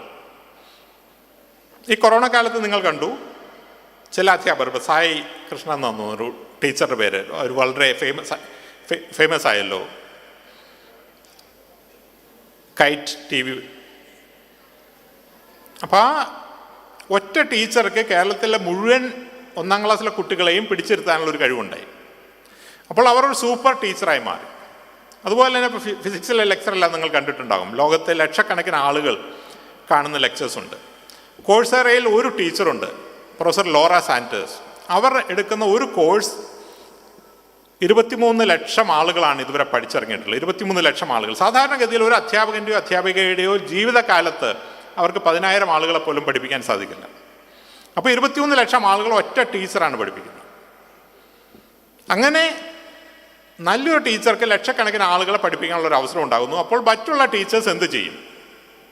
ടീച്ചേഴ്സിൻ്റെ ജോലിയെ എങ്ങനെയാണ് നിർമ്മിത ബുദ്ധി ബാധിക്കാൻ പോകുന്നത്? പിന്നെയുള്ള കാലത്ത് ടീച്ചർമാരുടെ അടിസ്ഥാനപരമായിട്ടുള്ള സ്കിൽ എന്ന് പറയുന്നത് ഒരു വിഷയം കുട്ടികളെ പഠിപ്പിക്കുക എന്നുള്ളതായിരിക്കില്ല. അതിന് ഈ സൂപ്പർ ടീച്ചേഴ്സ് ഉണ്ടാകും. അത് അവരിൽ നിന്ന് ഓൺലൈനായി ലക്ഷക്കണക്കിന് ആളുകൾ, കോടിക്കണക്കിന് ആളുകൾ അത് പഠിക്കും. പക്ഷേ കുട്ടികൾ എന്ത് പഠിക്കണം, എങ്ങനെ പഠിക്കണം എന്ന് കുട്ടികളെ സഹായിക്കുന്ന ഒരു മെൻറ്ററായി മാറാനായിട്ട് ടീച്ചർമാരുടെ ആവശ്യമുണ്ടാകും. IIT മദ്രാസിൽ കഴിഞ്ഞ വർഷം അവർ കോഴ്സ് തുടങ്ങിയിട്ടുണ്ട്. ഡേറ്റ സയൻസ് എന്നാണ് അതിൻ്റെ പേര്. 3 വർഷത്തെ ഡിഗ്രി കോഴ്സാണ്. ആ കോഴ്സിന് നമ്മൾക്ക് ജോയിൻ ചെയ്യാം. നിങ്ങളത് ശ്രദ്ധിക്കേണ്ടതാണ്. 1 വർഷം ആ കോഴ്സ് പഠിച്ചാൽ നിങ്ങൾക്കൊരു സർട്ടിഫിക്കറ്റ് കിട്ടും. 32,000 രൂപയാണ്. 2 വർഷം പഠിക്കണമെങ്കിൽ 1,20,000 രൂപയാണ്. അപ്പോൾ ഡിപ്ലോമ കിട്ടും. 3 വർഷം പഠിച്ചാൽ നിങ്ങൾക്ക് ഒരു ഡിഗ്രി കിട്ടും. അപ്പോഴത്തേക്കും 3 ലക്ഷം രൂപയാവുമെന്ന് തോന്നുന്നു. ഈ കോഴ്സിന് ഇന്ന് IIT-യിൽ പഠിക്കുന്ന 7,500 കുട്ടികളാണ്. IIT മദ്രാസിൽ 46 ഡിപ്പാർട്ട്മെൻറ്റുകളിൽ എല്ലാം കൂടി മൊത്തമായി പഠിക്കുന്നത് 10,000 കുട്ടികളാണ്. അപ്പം അതിൽ കൂടുതൽ കുട്ടികളാണ് ഒരൊറ്റ കോഴ്സ് മാത്രമായിട്ട് പഠിക്കുന്നത്. അപ്പോൾ ഈ കോഴ്സ് പഠിപ്പിക്കാനായിട്ട് 4-5 അധ്യാപകരേ ഉള്ളൂ. 7,200 ആളുകളെ പഠിപ്പിക്കാനായിട്ട് 4-5 കുട്ടികളുള്ളൂ. മറ്റുള്ള 10,000 ആളുകളെ പഠിപ്പിക്കാനായിട്ട് പ്രോബ്ലി 1,000-1,200 ടീച്ചേഴ്സ് ഉണ്ട്. പക്ഷേ ഈ 7,200 ആളുകളെ സഹായിക്കാനായി ഓരോ 10 ആളുകൾക്കും ഒരു ട്യൂട്ടർ വെച്ചുണ്ട്. അപ്പോൾ ടീച്ചേഴ്സിൻ്റെ എണ്ണം 7,000 കുട്ടികളുണ്ടെങ്കിൽ 700 ട്യൂട്ടേഴ്സ്. അത് 50,000 കുട്ടികളായി കഴിഞ്ഞാൽ 5,000 ട്യൂട്ടേഴ്സ്. ആ തരത്തിൽ ടീച്ചേഴ്സിൻ്റെ ജീവിതത്തിൽ വലിയ മാറ്റങ്ങളുണ്ടാകും. നിങ്ങൾ ഏതൊരു തൊഴിൽ രംഗത്തേക്കാണ് തിരിയാൻ പോകുന്നതെങ്കിലും ആ രംഗത്തെല്ലാം സാങ്കേതിക വിദ്യയുടെ വലിയ ഒരു കടന്നുകയറ്റം ഉണ്ടാകും. ആ സാങ്കേതിക വിദ്യയെ അറിഞ്ഞിരിക്കുക എന്നുള്ളതാണ് 21-ാം നൂറ്റാണ്ടിലെ തൊഴിൽ ജീവിതത്തിൽ വളരെ പ്രധാനമായി നിങ്ങൾ ചെയ്യാനുള്ളത്. അപ്പോൾ നെറ്റ്വർക്ക് ഉണ്ടാക്കിയെടുക്കുക, ഏറ്റവും നല്ല സ്ഥാപനത്തിൽ പഠിക്കുക, നമ്മുടെ സമൂഹ മാധ്യമങ്ങളിലെ കാര്യങ്ങൾ ശ്രദ്ധിക്കുക, ജീവിതകാലം മുഴുവൻ പഠിക്കാൻ തയ്യാറെടുക്കുക. ഏതൊരു തൊഴിൽ രംഗത്താണെങ്കിലും ആ തൊഴിൽ രംഗത്ത് വരുന്ന സാങ്കേതിക വിദ്യകളെ അറിയുക, പഠിക്കുക. ഇത്രയും കാര്യങ്ങൾ ചെയ്തു കഴിഞ്ഞിട്ടുണ്ടെങ്കിൽ 21-ാം നൂറ്റാണ്ടിലെ നിങ്ങളുടെ തൊഴിൽ ജീവിതം തീർച്ചയായിട്ടും വളരെ നല്ലതാക്കി മാറ്റാൻ സാധിക്കും. ഞാൻ ആദ്യം പറഞ്ഞ പോലെ ഇത് നിങ്ങൾ ചെയ്തില്ലെങ്കിൽ മറ്റാരെങ്കിലും ഇത് ചെയ്യും. അവർ തൊഴിൽ രംഗത്ത് മുന്നേറും. നമ്മൾ പുറകിലാകുമെന്ന് മാത്രമല്ല, തൊഴിലില്ലാത്ത ഒരു തലമുറയായി മാറും. അത് ആരാണോ മുൻകൈ എടുക്കുന്നത് അവർക്ക് തൊഴിലുണ്ടാകും, മറ്റുള്ള ആളുകൾക്ക് തൊഴിലേ ഉണ്ടാകില്ല. അങ്ങനെ ഒരു ലോകമാണ് ഉണ്ടാക്കാൻ പോകുന്നത്. ധാരാളം പെൺകുട്ടികളുള്ളതുകൊണ്ട് ഒരു കാര്യം കൂടി പറഞ്ഞ് ഞാൻ എൻ്റെ ഇത് അവസാനിപ്പിക്കുകയാണ്. അതിനുശേഷം ചോദ്യങ്ങളുണ്ടെങ്കിൽ അതിന് ഉത്തരം പറയാം. എന്തുകൊണ്ടാണ് ഇപ്പോൾ കേരളത്തിലെ ഉന്നത വിദ്യാഭ്യാസ രംഗത്തെ സ്പീക്കർ പറഞ്ഞു ധാരാളം സ്ത്രീകളുണ്ട്. 70% പെൺകുട്ടികളാണ് ഉന്നത വിദ്യാഭ്യാസ രംഗത്ത്. ഡിഗ്രി കഴിഞ്ഞാൽ PG രംഗത്ത് 70% പെൺകുട്ടികളാണ്. പക്ഷെ തൊഴിൽ രംഗം എടുത്തു കഴിഞ്ഞിട്ടുണ്ടെങ്കിൽ അത് താഴേക്ക് വരും. തൊഴിൽ മുകളിലേക്ക് പോകും തോറും അത് കൂടുതൽ താഴേക്ക് വരും. ഒരു കോർപ്പറേറ്റ് ലെവൽ മാനേജിംഗ് ഡയറക്ടർ ലെവലിലേക്ക് വരുമ്പോഴേക്കും സ്ത്രീകളുടെ എണ്ണം വളരെ വളരെ വളരെ കുറവാകും. ലോകത്തിൽ തന്നെ ശരിയാണ്, കേരളത്തിൽ പ്രത്യേകിച്ചും. കേരളത്തിലെ അസംബ്ലിയിലെ കാര്യം എടുത്താലും അറിയാമല്ലോ, 140 MLA മാരുള്ളതിൽ 10 സ്ത്രീകൾ പോലുമല്ല. കേരളത്തിൽ 20 MP മാരുള്ളതിൽ ഒരാളാണ് എന്ന് തോന്നുന്നു, 5% സ്ത്രീകളുള്ളത്. അപ്പോൾ എന്തുകൊണ്ടാണ് വിദ്യാഭ്യാസമുള്ള സ്ത്രീകൾ അനവധി ഉണ്ടായിട്ടും അവർ തൊഴിൽ രംഗത്ത് മുന്നേറാത്തത് എന്നുള്ളതിനെ പറ്റി ഷെറിൽ സാൻഡേഴ്സ് എന്ന് പറയുന്ന ഫേസ്ബുക്കിൻ്റെ ചീഫ് ഓപ്പറേറ്റിംഗ് ഓഫീസറായിട്ടുള്ള ഒരു സ്ത്രീ ഒരു പുസ്തകം എഴുതിയിട്ടുണ്ട്. നിങ്ങളത് വായിച്ചിട്ടില്ലെങ്കിൽ വായിക്കണം. ലീൻ ഇൻ എന്നാണ് പുസ്തകത്തിൻ്റെ പേര്. നിങ്ങൾ ഞാനുമായി ഓൺലൈനായിട്ട് ലിങ്ക്ഡിനിൽ കണക്ട് ചെയ്യുകയാണെങ്കിൽ ആ പുസ്തകത്തിൻ്റെ കോപ്പി ഞാൻ അയച്ചു തരാം. ഈ ഓഡിയൻസിലുള്ള എല്ലാ പെൺകുട്ടികളും വായിച്ചിരിക്കേണ്ട പുസ്തകമാണ്. എന്തുകൊണ്ടാണ് സ്ത്രീകൾ തൊഴിൽ രംഗത്ത് അറിവും കഴിവും വിദ്യാഭ്യാസവും ഉണ്ടായിട്ട് മുന്നോട്ട് പോകാത്തത്? അതിന് അടിസ്ഥാനപരമായിട്ട് അവർ പറയുന്ന 2-3 കാര്യങ്ങളുണ്ട്. ഇത് ഇന്ത്യയിലെ കാര്യമല്ല, കേരളത്തിലെ കാര്യമല്ല, അമേരിക്കയിലെ കാര്യമാണ്. അതായത് ഇത്രമാത്രം നമ്മൾ പുരോഗതിയും ലിംഗസമത്വമൊക്കെ ഉണ്ടെന്ന് വിചാരിക്കുന്ന അമേരിക്കയിൽ പോലും ഇന്നും കോർപ്പറേറ്റ് ലെവലിലെത്തുമ്പോൾ, ഡയറക്ടർ ലെവലിലെത്തുമ്പോൾ സ്ത്രീകളുടെ എണ്ണം കുറഞ്ഞു വരുന്നു. ഒന്നാമത് അവർ പറയുന്നത് സ്ത്രീകൾ അവസരങ്ങൾ വരുമ്പോൾ അത് എത്തിപ്പിടിക്കാൻ ആണുങ്ങളുടെ അത്രയും ശ്രമിക്കാറില്ല എന്നുള്ളതാണ്. അതിൻ്റെ കാരണം അവർ പറയുന്നത് ഒരു തൊഴിലിന് പൂർണ്ണമായും സജ്ജമായി എന്ന് സ്ത്രീകൾക്ക് തോന്നുന്ന സമയത്ത് മാത്രമേ അവർ ഒരു പ്രൊമോഷൻ കിട്ടിയാൽ അക്സെപ്റ്റ് ചെയ്യുള്ളൂ. ആണുങ്ങളുടെ കാര്യത്തിൽ അവർ പ്രൊമോഷൻ വരുന്ന വഴി ചാടിപ്പിടിക്കും.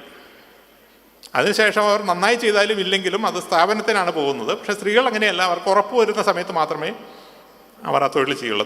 ആ കെയർ എടുക്കുന്നതുകൊണ്ടാണ്. രണ്ടാമത്തത് അവർ പറയുന്നത് നെറ്റ്വർക്കിൻ്റെ അഭാവമാണ്.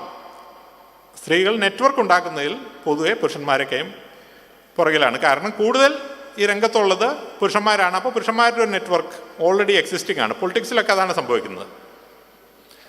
മൂന്നാമത്തത് അവർ പറയുന്നത് മെൻറ്ററിങ്ങിൻ്റെ അഭാവമാണ്. നമ്മൾക്ക് ഓരോരുത്തർക്കും നമ്മുടെ തൊഴിൽ രംഗത്ത് നമ്മളെ മുന്നോട്ട് നയിക്കാൻ കഴിവുള്ള ഒരു മെൻറ്ററുടെ ഒരു ആവശ്യമുണ്ട്. ഈ മെൻറ്റർ എന്ന് പറയുന്ന ഒരു റോൾ മോഡലല്ല, അങ്ങനെ ആകാശത്തിരിക്കുന്ന ഒരു റോൾ മോഡലല്ല നമ്മൾ ഉദ്ദേശിക്കുന്നത്. നമ്മൾക്ക് കൈയെത്തി പിടിക്കാൻ പറ്റുന്ന, നമ്മളോട് സംസാരിക്കുന്ന ഒരു മെൻറ്റർ നമുക്ക് എല്ലാവർക്കും ഉണ്ടായിരിക്കണം. ആ മെൻറ്ററാണ് ഈ കരിയർ പാത്തിൽ നമ്മൾ മുന്നോട്ട് നയിക്കുന്നത്. ഇതിൻ്റെ മെൻറ്ററെ എങ്ങനെയാണ് കണ്ടെത്തുന്നത്? ഇതെല്ലാം പുസ്തകത്തിലുണ്ട്. ഈ പെൺകുട്ടികളെല്ലാം തന്നെ തീർച്ചയായിട്ടും ഈ നെറ്റ്വർക്കിൻ്റെ പ്രാധാന്യം മനസ്സിലാക്കി, മെൻറ്ററിങ്ങിൻ്റെ പ്രാധാന്യം മനസ്സിലാക്കി, നിങ്ങളുടെ ചുറ്റുമുള്ള, ഇപ്പോൾ ഡൽഹി യൂണിവേഴ്സിറ്റിയിൽ പഠിക്കുന്നതാണെങ്കിൽ, വിദേശത്ത് പഠിക്കുന്നതാണെങ്കിൽ, കാനഡയിൽ പഠിക്കുന്നതാണെങ്കിൽ, തിരുവനന്തപുരത്ത് പഠിക്കുന്നതാണെങ്കിൽ, അങ്ങനെയുള്ള നിങ്ങളുടെ കൈ 5 വർഷം മുന്നിലുള്ള ഒരാളെ മതി കണ്ടുപിടിച്ച് അവരുമായി ബന്ധപ്പെട്ട് പരസ്പരം സംയോജിച്ച് കരിയറിൽ ശ്രമിക്കുകയാണെങ്കിൽ തീർച്ചയായിട്ടും വളരെ ശോഭനമായ ഒരു കരിയർ 21-ാം നൂറ്റാണ്ടിൽ നിങ്ങൾക്കുണ്ടാകുമെന്നുള്ളതിൽ സംശയമില്ല. ഇന്ന് ഇവിടെ വന്ന് ഈ വിഷയത്തെപ്പറ്റി സംസാരിക്കാൻ എനിക്ക് അവസരം തന്ന MLAയ്ക്കും മറ്റ് സംഘാടകർക്കും എൻ്റെ നന്ദി പറയുന്നു. നിങ്ങൾക്ക് ചോദ്യങ്ങളുണ്ടെങ്കിൽ ഞാൻ തീർച്ചയായിട്ടും ഉത്തരം പറയാം. നിങ്ങളുടെ സമയത്തിൻ്റെ ഇതെല്ലാം MLA പറയും. എനിക്ക് ബുദ്ധിമുട്ടില്ല. പക്ഷെ നിങ്ങളുടെ സമയവും നിങ്ങളുടെ ഭക്ഷണത്തിൻ്റെയും ഇടയ്ക്ക് വന്ന് നിൽക്കുന്നത് ശരിയല്ലാന്ന് എനിക്കറിയാം. അതുകൊണ്ട് നിങ്ങളുടെ ചോദ്യങ്ങൾ ചോദിക്കുക, ഞാൻ ഉത്തരം പറയാം. Thank you. മൈക്കുണ്ടോ? Okay.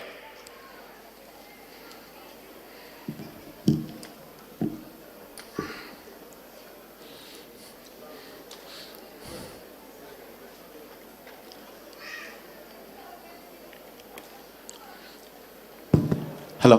Yes. Hello, sir. Nice to meet you. Thank you.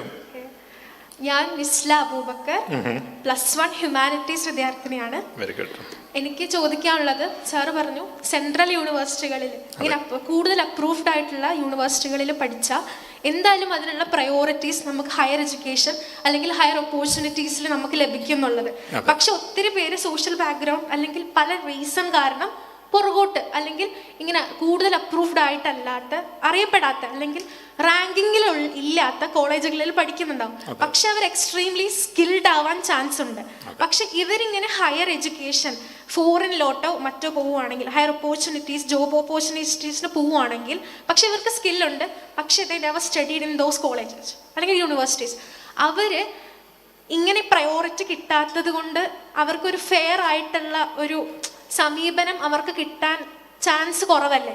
അപ്പോൾ ഈ യൂണിവേഴ്സിറ്റികളിൽ പഠിച്ചൊരു കുട്ടിയുണ്ട്, പക്ഷേ ഈ കുട്ടിയെക്കാട്ടിലും സ്കില്ല് ഒരു പക്ഷേ അല്ലെങ്കിൽ ഒരു സബ്ജക്റ്റിനെ അപ്രോച്ച് ചെയ്യാനുള്ള ഒരു സ്കില്ലും മറ്റു കുട്ടിക്ക്, പഠിക്കാത്തൊരു കുട്ടിക്ക് ഉണ്ടെങ്കിൽ ഇവർക്ക് എങ്ങനെയാണ് ഒരു ഫെയർ ആയിട്ടുള്ള സമീപനം കിട്ടാൻ വല്ല വഴിയുണ്ടോ? അതിപ്പോൾ ഉണ്ടോ എനിക്കറിയില്ല, sorry for that.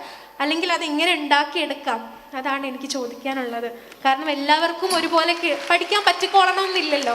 Thank you for listening. Thank you. ഇതൊരു വലിയ ബുദ്ധിമുട്ടുള്ള കാര്യമാണ്. കാരണം നമ്മൾ പലപ്പോഴും, ഇപ്പം ഞാൻ ലോകം മുഴുവൻ സഞ്ചരിക്കുന്ന ആളാണ്. എപ്പോഴും ദുരന്ത സ്ഥലങ്ങളിലും യുദ്ധസ്ഥലങ്ങളിലും സഞ്ചരിക്കുന്ന ആളുകളാണ്. അപ്പോൾ പല സ്ഥലത്ത് നമ്മൾ ചെല്ലുമ്പോൾ, ഇപ്പോൾ അഫ്ഗാനിസ്ഥാനിൽ ഞാൻ ചെല്ലുമ്പോൾ അവിടെ യൂണിവേഴ്സിറ്റിയിൽ പഠിക്കാനുള്ള അവസരമില്ലാത്ത കുട്ടികളുണ്ട്. പക്ഷെ അവരുമായിട്ട് സംസാരിക്കുമ്പോൾ IT കാര്യത്തിൽ ഉദാഹരണം എടുത്തു കഴിഞ്ഞിട്ടുണ്ടെങ്കിൽ നെറ്റ്വർക്കിങ്ങിൻ്റെ കാര്യത്തിൽ വളരെ എക്സ്പെർട്ട് ആയിരിക്കും, പക്ഷെ ഒരു സർട്ടിഫിക്കേഷൻ ഉണ്ടാവില്ല.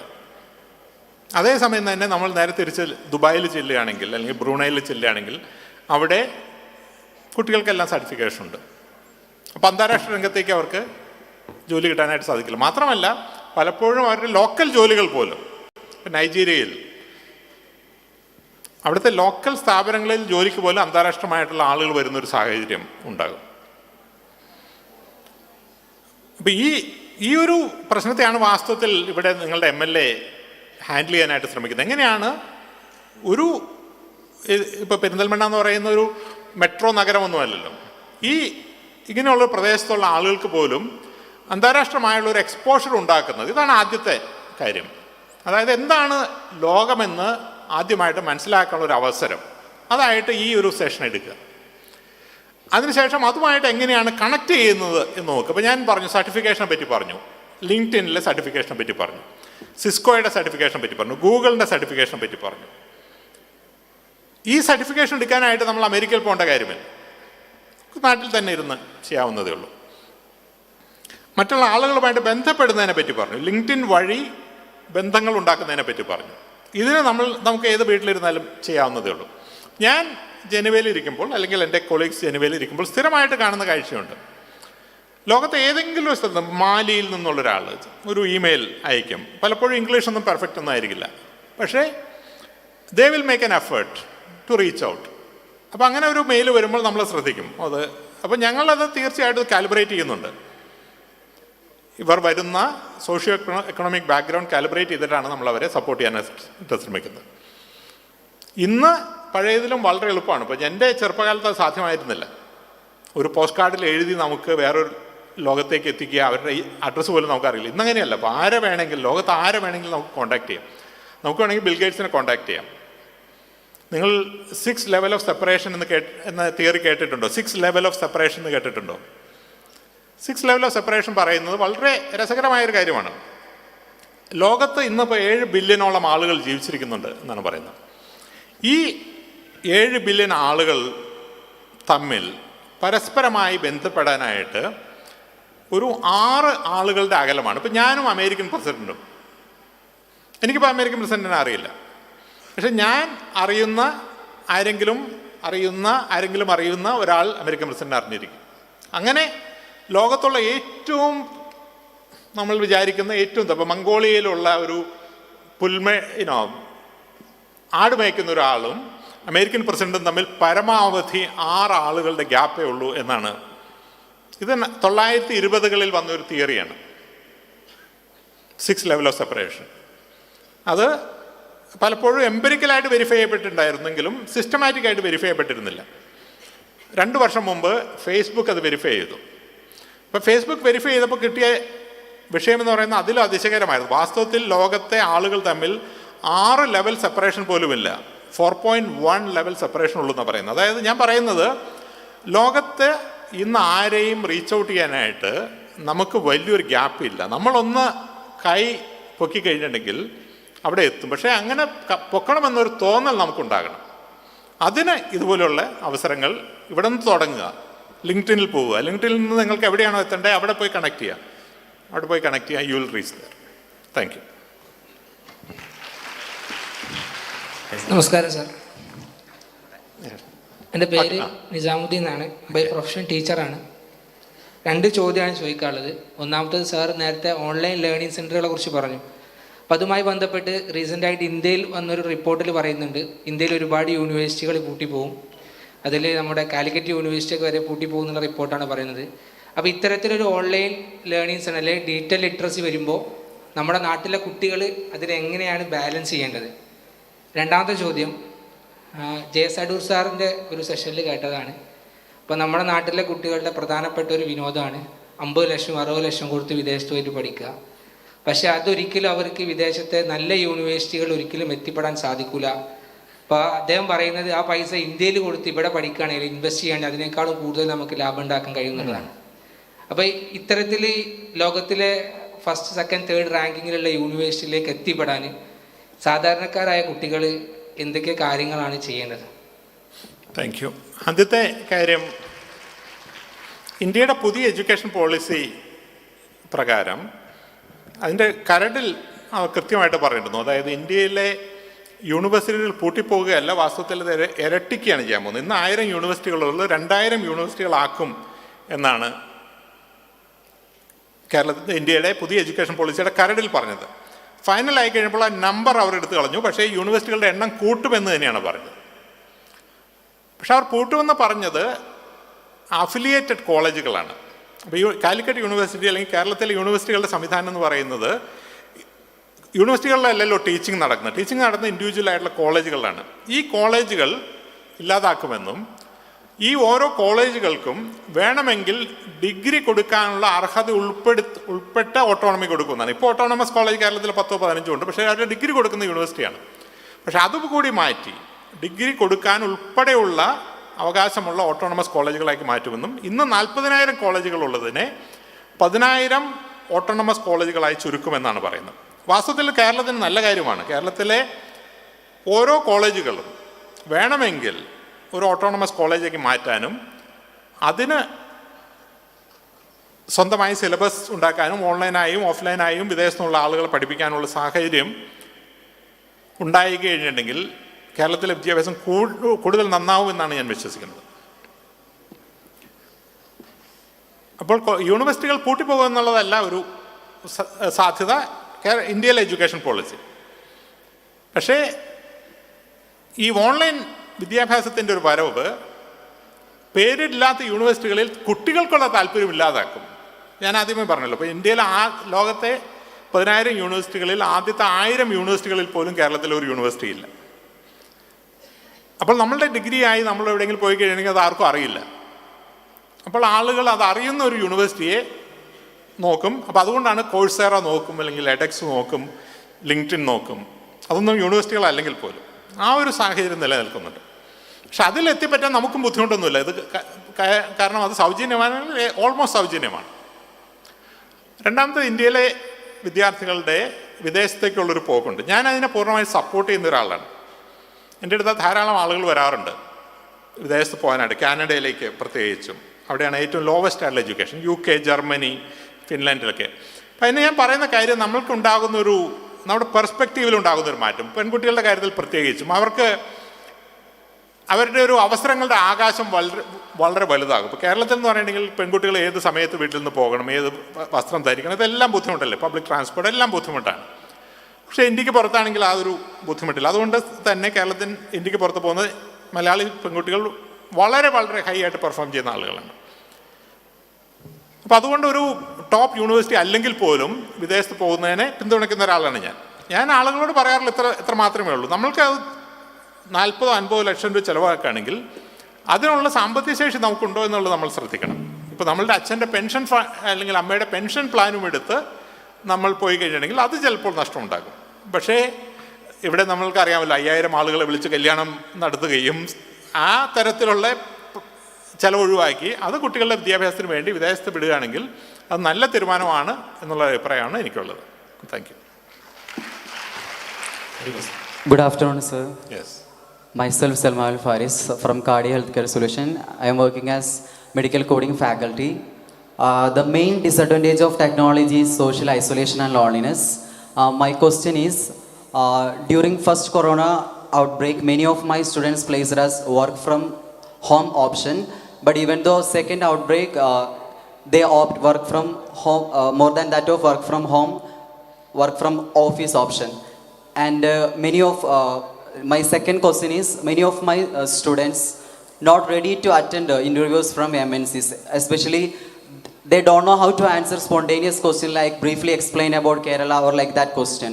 Then how we will handle this kind of situation, especially Malayalis are not ready to, they have language barrier and my first question, social isolation and loneliness during the technology development. Okay, these are the two questions I want to clarify, sir. Thank you Fayas. Social ഐസൊലേഷൻ്റെ കാര്യം വളരെ സത്യമാണ്. അത് വാസ്തവത്തിൽ കൊറോണയ്ക്ക് ശേഷം ഒരു mental ഇൽനെസ്സിൻ്റെ ഒരു സുനാമി തന്നെ ഉണ്ടാകുമെന്നാണ് WHO-യും UK-യിലെ നാഷണൽ ഹെൽത്ത് സർവീസും എല്ലാം പറഞ്ഞത്. അത് സത്യമായിക്കൊണ്ടിരിക്കുകയാണ്. തീർച്ചയായിട്ടും ഒരു ബുദ്ധിമുട്ടാണ്, അത് നമ്മൾ കൈകാര്യം ചെയ്യേണ്ടതുമാണ്. അതേസമയം തന്നെ ലോകത്ത് തിരിച്ച് ഓഫീസിലേക്ക് ആളുകൾ പോകുന്ന ഒരു ലോകം ഇനി ഉണ്ടാകാൻ സാധ്യതയില്ല. ഞാൻ ഗ്രേറ്റ് റെസിഗ്നേഷൻ എന്നുള്ളതിനെ പറ്റി ഒന്ന് സൂചിപ്പിച്ചിരുന്നു. അമേരിക്കയിൽ ചരിത്രത്തിൽ ഉണ്ടായിട്ടില്ലാത്ത അത്തരം ആളുകളാണ് ജോലി രാജിവെക്കുന്നത്. അതിൻ്റെ കാരണം എന്താണെന്നുണ്ടെങ്കിൽ സാധാരണഗതിയിൽ പരമ്പരാഗതമായി ഒരു ഓഫീസിൽ പോയി 9 to 5 days a week ചെയ്യുന്ന ജോലി ചെയ്യാൻ ഇനി ആളുകൾക്ക് വാസ്തവത്തിൽ താല്പര്യമില്ല. അതിൻ്റെ അർത്ഥം വർക്ക് ഫ്രം ഹോം എന്നുള്ളതല്ല, വർക്ക് ഫ്രം എനിവെയർ. നമുക്ക് കോഫി ഷോപ്പിൽ പോയിരുന്നാണ് വർക്ക് ചെയ്യാൻ തോന്നുന്നെങ്കിൽ കോഫി ഷോപ്പിൽ പോയിരുന്ന് വർക്ക് ചെയ്യാം. നമുക്ക് ഒരു കോ വർക്കിംഗ് സ്പേസിൽ പോയിരുന്ന് ജോലി ചെയ്യാനാണെങ്കിൽ you can work from A co working space. What I think will happen is that the barrier between what is an educational location, what's an entertainment location, what's an employment location, this will shift. And the three will merge. ഇപ്പോൾ കേരളത്തിൽ 400 arts കോളേജുകളുണ്ട്, 170 engineering കോളേജുകളുണ്ട്, medical കോളേജുകളുണ്ട്. എല്ലാം കൂടി ഒരു 1200 let's A higher education institution ഉണ്ട് എന്ന് പറഞ്ഞിട്ടുണ്ടെങ്കിൽ ഈ 1200 higher education ഇൻസ്റ്റിറ്റ്യൂഷൻസിലും അവിടെ ലൈബ്രറി ഉണ്ട്, കോഫി ഷോപ്പുണ്ട്, മറ്റുള്ള സംവിധാനങ്ങളുണ്ട്. So I can imagine somebody is working in Microsoft or Facebook or Tata, instead of working from their home, they will actually go to the nearest engineering college and they work from there. And they will use the library, the internet, coffee shop, and they socialize with those people. അപ്പോൾ social ഐസൊലേഷനെ നമ്മുടെ കൊളീഗ്സുമായി മാത്രം ഇത് ചെയ്യേണ്ട കാര്യമില്ല. So yes, we should get out of the house. House is not a place design for work. പക്ഷേ that's not necessary that you go back to office. You just go to a collective working space എന്നുള്ളതേ ഉള്ളൂ. രണ്ടാമത്തെ ലാംഗ്വേജിൻ്റെ കാര്യമാണ്. തീർച്ചയായിട്ടും ശരിയാണ്, നമ്മൾ ഭാഷയിൽ വേണ്ടത്ര താല്പര്യം എടുക്കുന്നില്ല. ഞാനൊക്കെ പ്രീ ഡിഗ്രിക്ക് പഠിക്കുന്ന കാലത്ത് തന്നെ, അന്ന് ഡിഗ്രിക്ക് അഡ്മിഷന് ഇംഗ്ലീഷ് ഹിന്ദി കൗണ്ട് ചെയ്തിരുന്നില്ല. അപ്പോൾ ഇംഗ്ലീഷിൻ്റെ ടീച്ചർ ക്ലാസ്സിലേക്ക് വരുന്നു. അപ്പോൾ അവർ ചോദിക്കുന്നു, നിങ്ങൾക്ക് അറ്റൻഡൻസ് വേണ്ടവരെല്ലാം അറ്റൻഡൻസ് പറഞ്ഞിട്ട് പൊക്കോളാൻ പറയും. അപ്പോൾ ഞങ്ങളെല്ലാം അങ്ങനെ അറ്റൻഡൻസ് പറഞ്ഞിട്ട് പോയ ആളുകളാണ്. നമ്മളുടെ നമ്പർ പറയും, അവർ പറയും ശരി. ഇന്നാണ് അതിൻ്റെ ഒരു ബുദ്ധിമുട്ട് മനസ്സിലാക്കുന്നത്. ഞാൻ പലപ്പോഴും പല പ്രാവശ്യം എഴുതിയിട്ടുള്ള കാര്യമുണ്ട്. ഞാൻ 3ാം ക്ലാസ്സിൽ പഠിക്കുമ്പോൾ ഞങ്ങളുടെ സ്കൂളിൽ അറബി പഠിക്കാനുള്ളൊരു സൗകര്യം ഉണ്ടായിരുന്നു. ഒരു അറബിക് ടീച്ചറുണ്ടായിരുന്നു. പക്ഷേ വർഷത്തിൻ്റെ ആദ്യം ഞങ്ങളോട് ഹെഡ് മാസ്റ്റർ ഒന്ന് പറയും, മുസ്ലിം കുട്ടികളെല്ലാം അറബി പഠിക്കണം എന്ന് പറയും, മറ്റുള്ള കുട്ടികൾക്ക് ആ സമയത്ത് കളിക്കാം. അപ്പോൾ ആ അറബിക് ടീച്ചർ ക്ലാസ്സിലേക്ക് വരുന്നു, ഞങ്ങളെല്ലാം പുറത്ത് പോയി കളിക്കുന്നു. അന്ന് എൻ്റെ വീട്ടിൽ ആരെങ്കിലും ദീർഘദൃഷ്ടിയുള്ള ആരെങ്കിലും ഉണ്ടായിരുന്നെങ്കിൽ അവർ പറയുകയാണ്, മോനെ നീ കൂടി അറബി പഠിച്ചു കഴിഞ്ഞാണെങ്കിൽ ഇനിയുള്ള കാലത്ത് ഗുണമാകും എന്ന് പറഞ്ഞിരുന്നെങ്കിൽ എനിക്ക് വ്യക്തിപരമായി, ഞാൻ അതിന് ശേഷം മസ്കറ്റിൽ പോയി ഞാൻ അറബി പഠിക്കാനുള്ള ശ്രമം നടത്തിയിട്ടുണ്ട്. എനിക്കൊരു സുഡാനി ടീച്ചറൊക്കെ ഉണ്ടായിരുന്നു. എനിക്ക് തൊഴിലിൽ വലിയ മാറ്റം ഉണ്ടാകുമായിരുന്നു. എനിക്ക് മാത്രമല്ല, ലക്ഷക്കണക്കിന് മലയാളികൾക്ക് ആ മാറ്റം ഉണ്ടായിരുന്നു. നമുക്ക് എല്ലാ ആളുകൾ കമ്പിയായിട്ട് കുത്തുന്ന ഒരു കാഴ്ചയായിരിക്കും നമ്മൾ കാണുന്നത്. ഈ 20 ആളുകളുടെ തൊഴിലാണ് ഒരാൾ ഒരു കമ്പ്യൂട്ടറുമായിട്ട് ഇല്ലാതാക്കുന്നത്. വാസ്തവത്തിൽ നമ്മുടെ ചുറ്റുമുള്ള അനവധി തൊഴിലുകൾ, ഈ 30 ലക്ഷം ആളുകൾ ചെയ്യുന്ന തൊഴിലുകളുടെ സാങ്കേതികമായി ഉയർത്തി കഴിഞ്ഞിട്ടുണ്ടെങ്കിൽ നമ്മുടെ നാട്ടിൽ ഇന്ന് ഉള്ള ആളുകൾക്ക്, അഭ്യസ്തവിദ്യരായ മലയാളികൾക്ക് എടുക്കാൻ പറ്റുന്നതിലും കൂടുതൽ തൊഴിലുകൾ നമുക്കിവിടെ ഉണ്ടാക്കാൻ പറ്റും. പക്ഷേ ഈ കണക്ഷൻ നമ്മൾ ഇന്നും സാധിച്ചിട്ടില്ല. അതെങ്ങനെ ചെയ്യാം എന്നുള്ള കാര്യത്തിലാണ് MLA പോലുള്ള ആളുകൾ ദീർഘവീക്ഷണത്തോടെ അസംബ്ലിയിലൊക്കെ ഇടപെട്ട് നമ്മുടെ സമൂഹത്തെ ഒരു ഡിജിറ്റൽ ട്രാൻസ്ഫോർമേഷൻ ഉണ്ടാക്കണം എന്നുള്ളതാണ് എൻ്റെ ആഗ്രഹം. Thank you.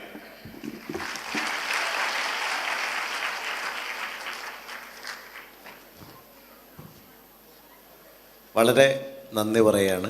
കാരണം പെരിന്തൽമണ്ണയിലേക്ക് പ്രിയപ്പെട്ട മുരളി സാറിന് നമുക്ക് ലഭിച്ചത് തീർച്ചയായിട്ടും ഒരു ട്രാൻസ്ഫോർമേഷനുള്ള ആദ്യത്തെ പടിയാണ് എന്ന് ഞാൻ മനസ്സിലാക്കുന്നു. നിങ്ങളെല്ലാവരും എൻജോയ് ചെയ്തില്ലേ? ഓക്കെ. വിശപ്പ് എങ്ങനെയുണ്ട്? നല്ലോണമുണ്ടോ? എന്നാൽ കുറച്ചുകൂടി നിങ്ങൾ കാത്തിക്കണം. കാരണം നമ്മൾ ഏറ്റവും പ്രധാനപ്പെട്ട ഒരു അതിഥി കൂടി നമുക്കുണ്ട്. നിങ്ങളെ ഫ്ലൈ ചെയ്യാൻ വേണ്ടി ഇന്ധനമായി നിൽക്കുന്ന, നമ്മുടെ ഈ പ്രോജക്റ്റിനെ മുഴുവനും ലീഡ് ചെയ്യാൻ പോകുന്ന നമ്മുടെ പ്രിയപ്പെട്ട അതിഥിയാണ് അനീഷ് അച്യുതൻ.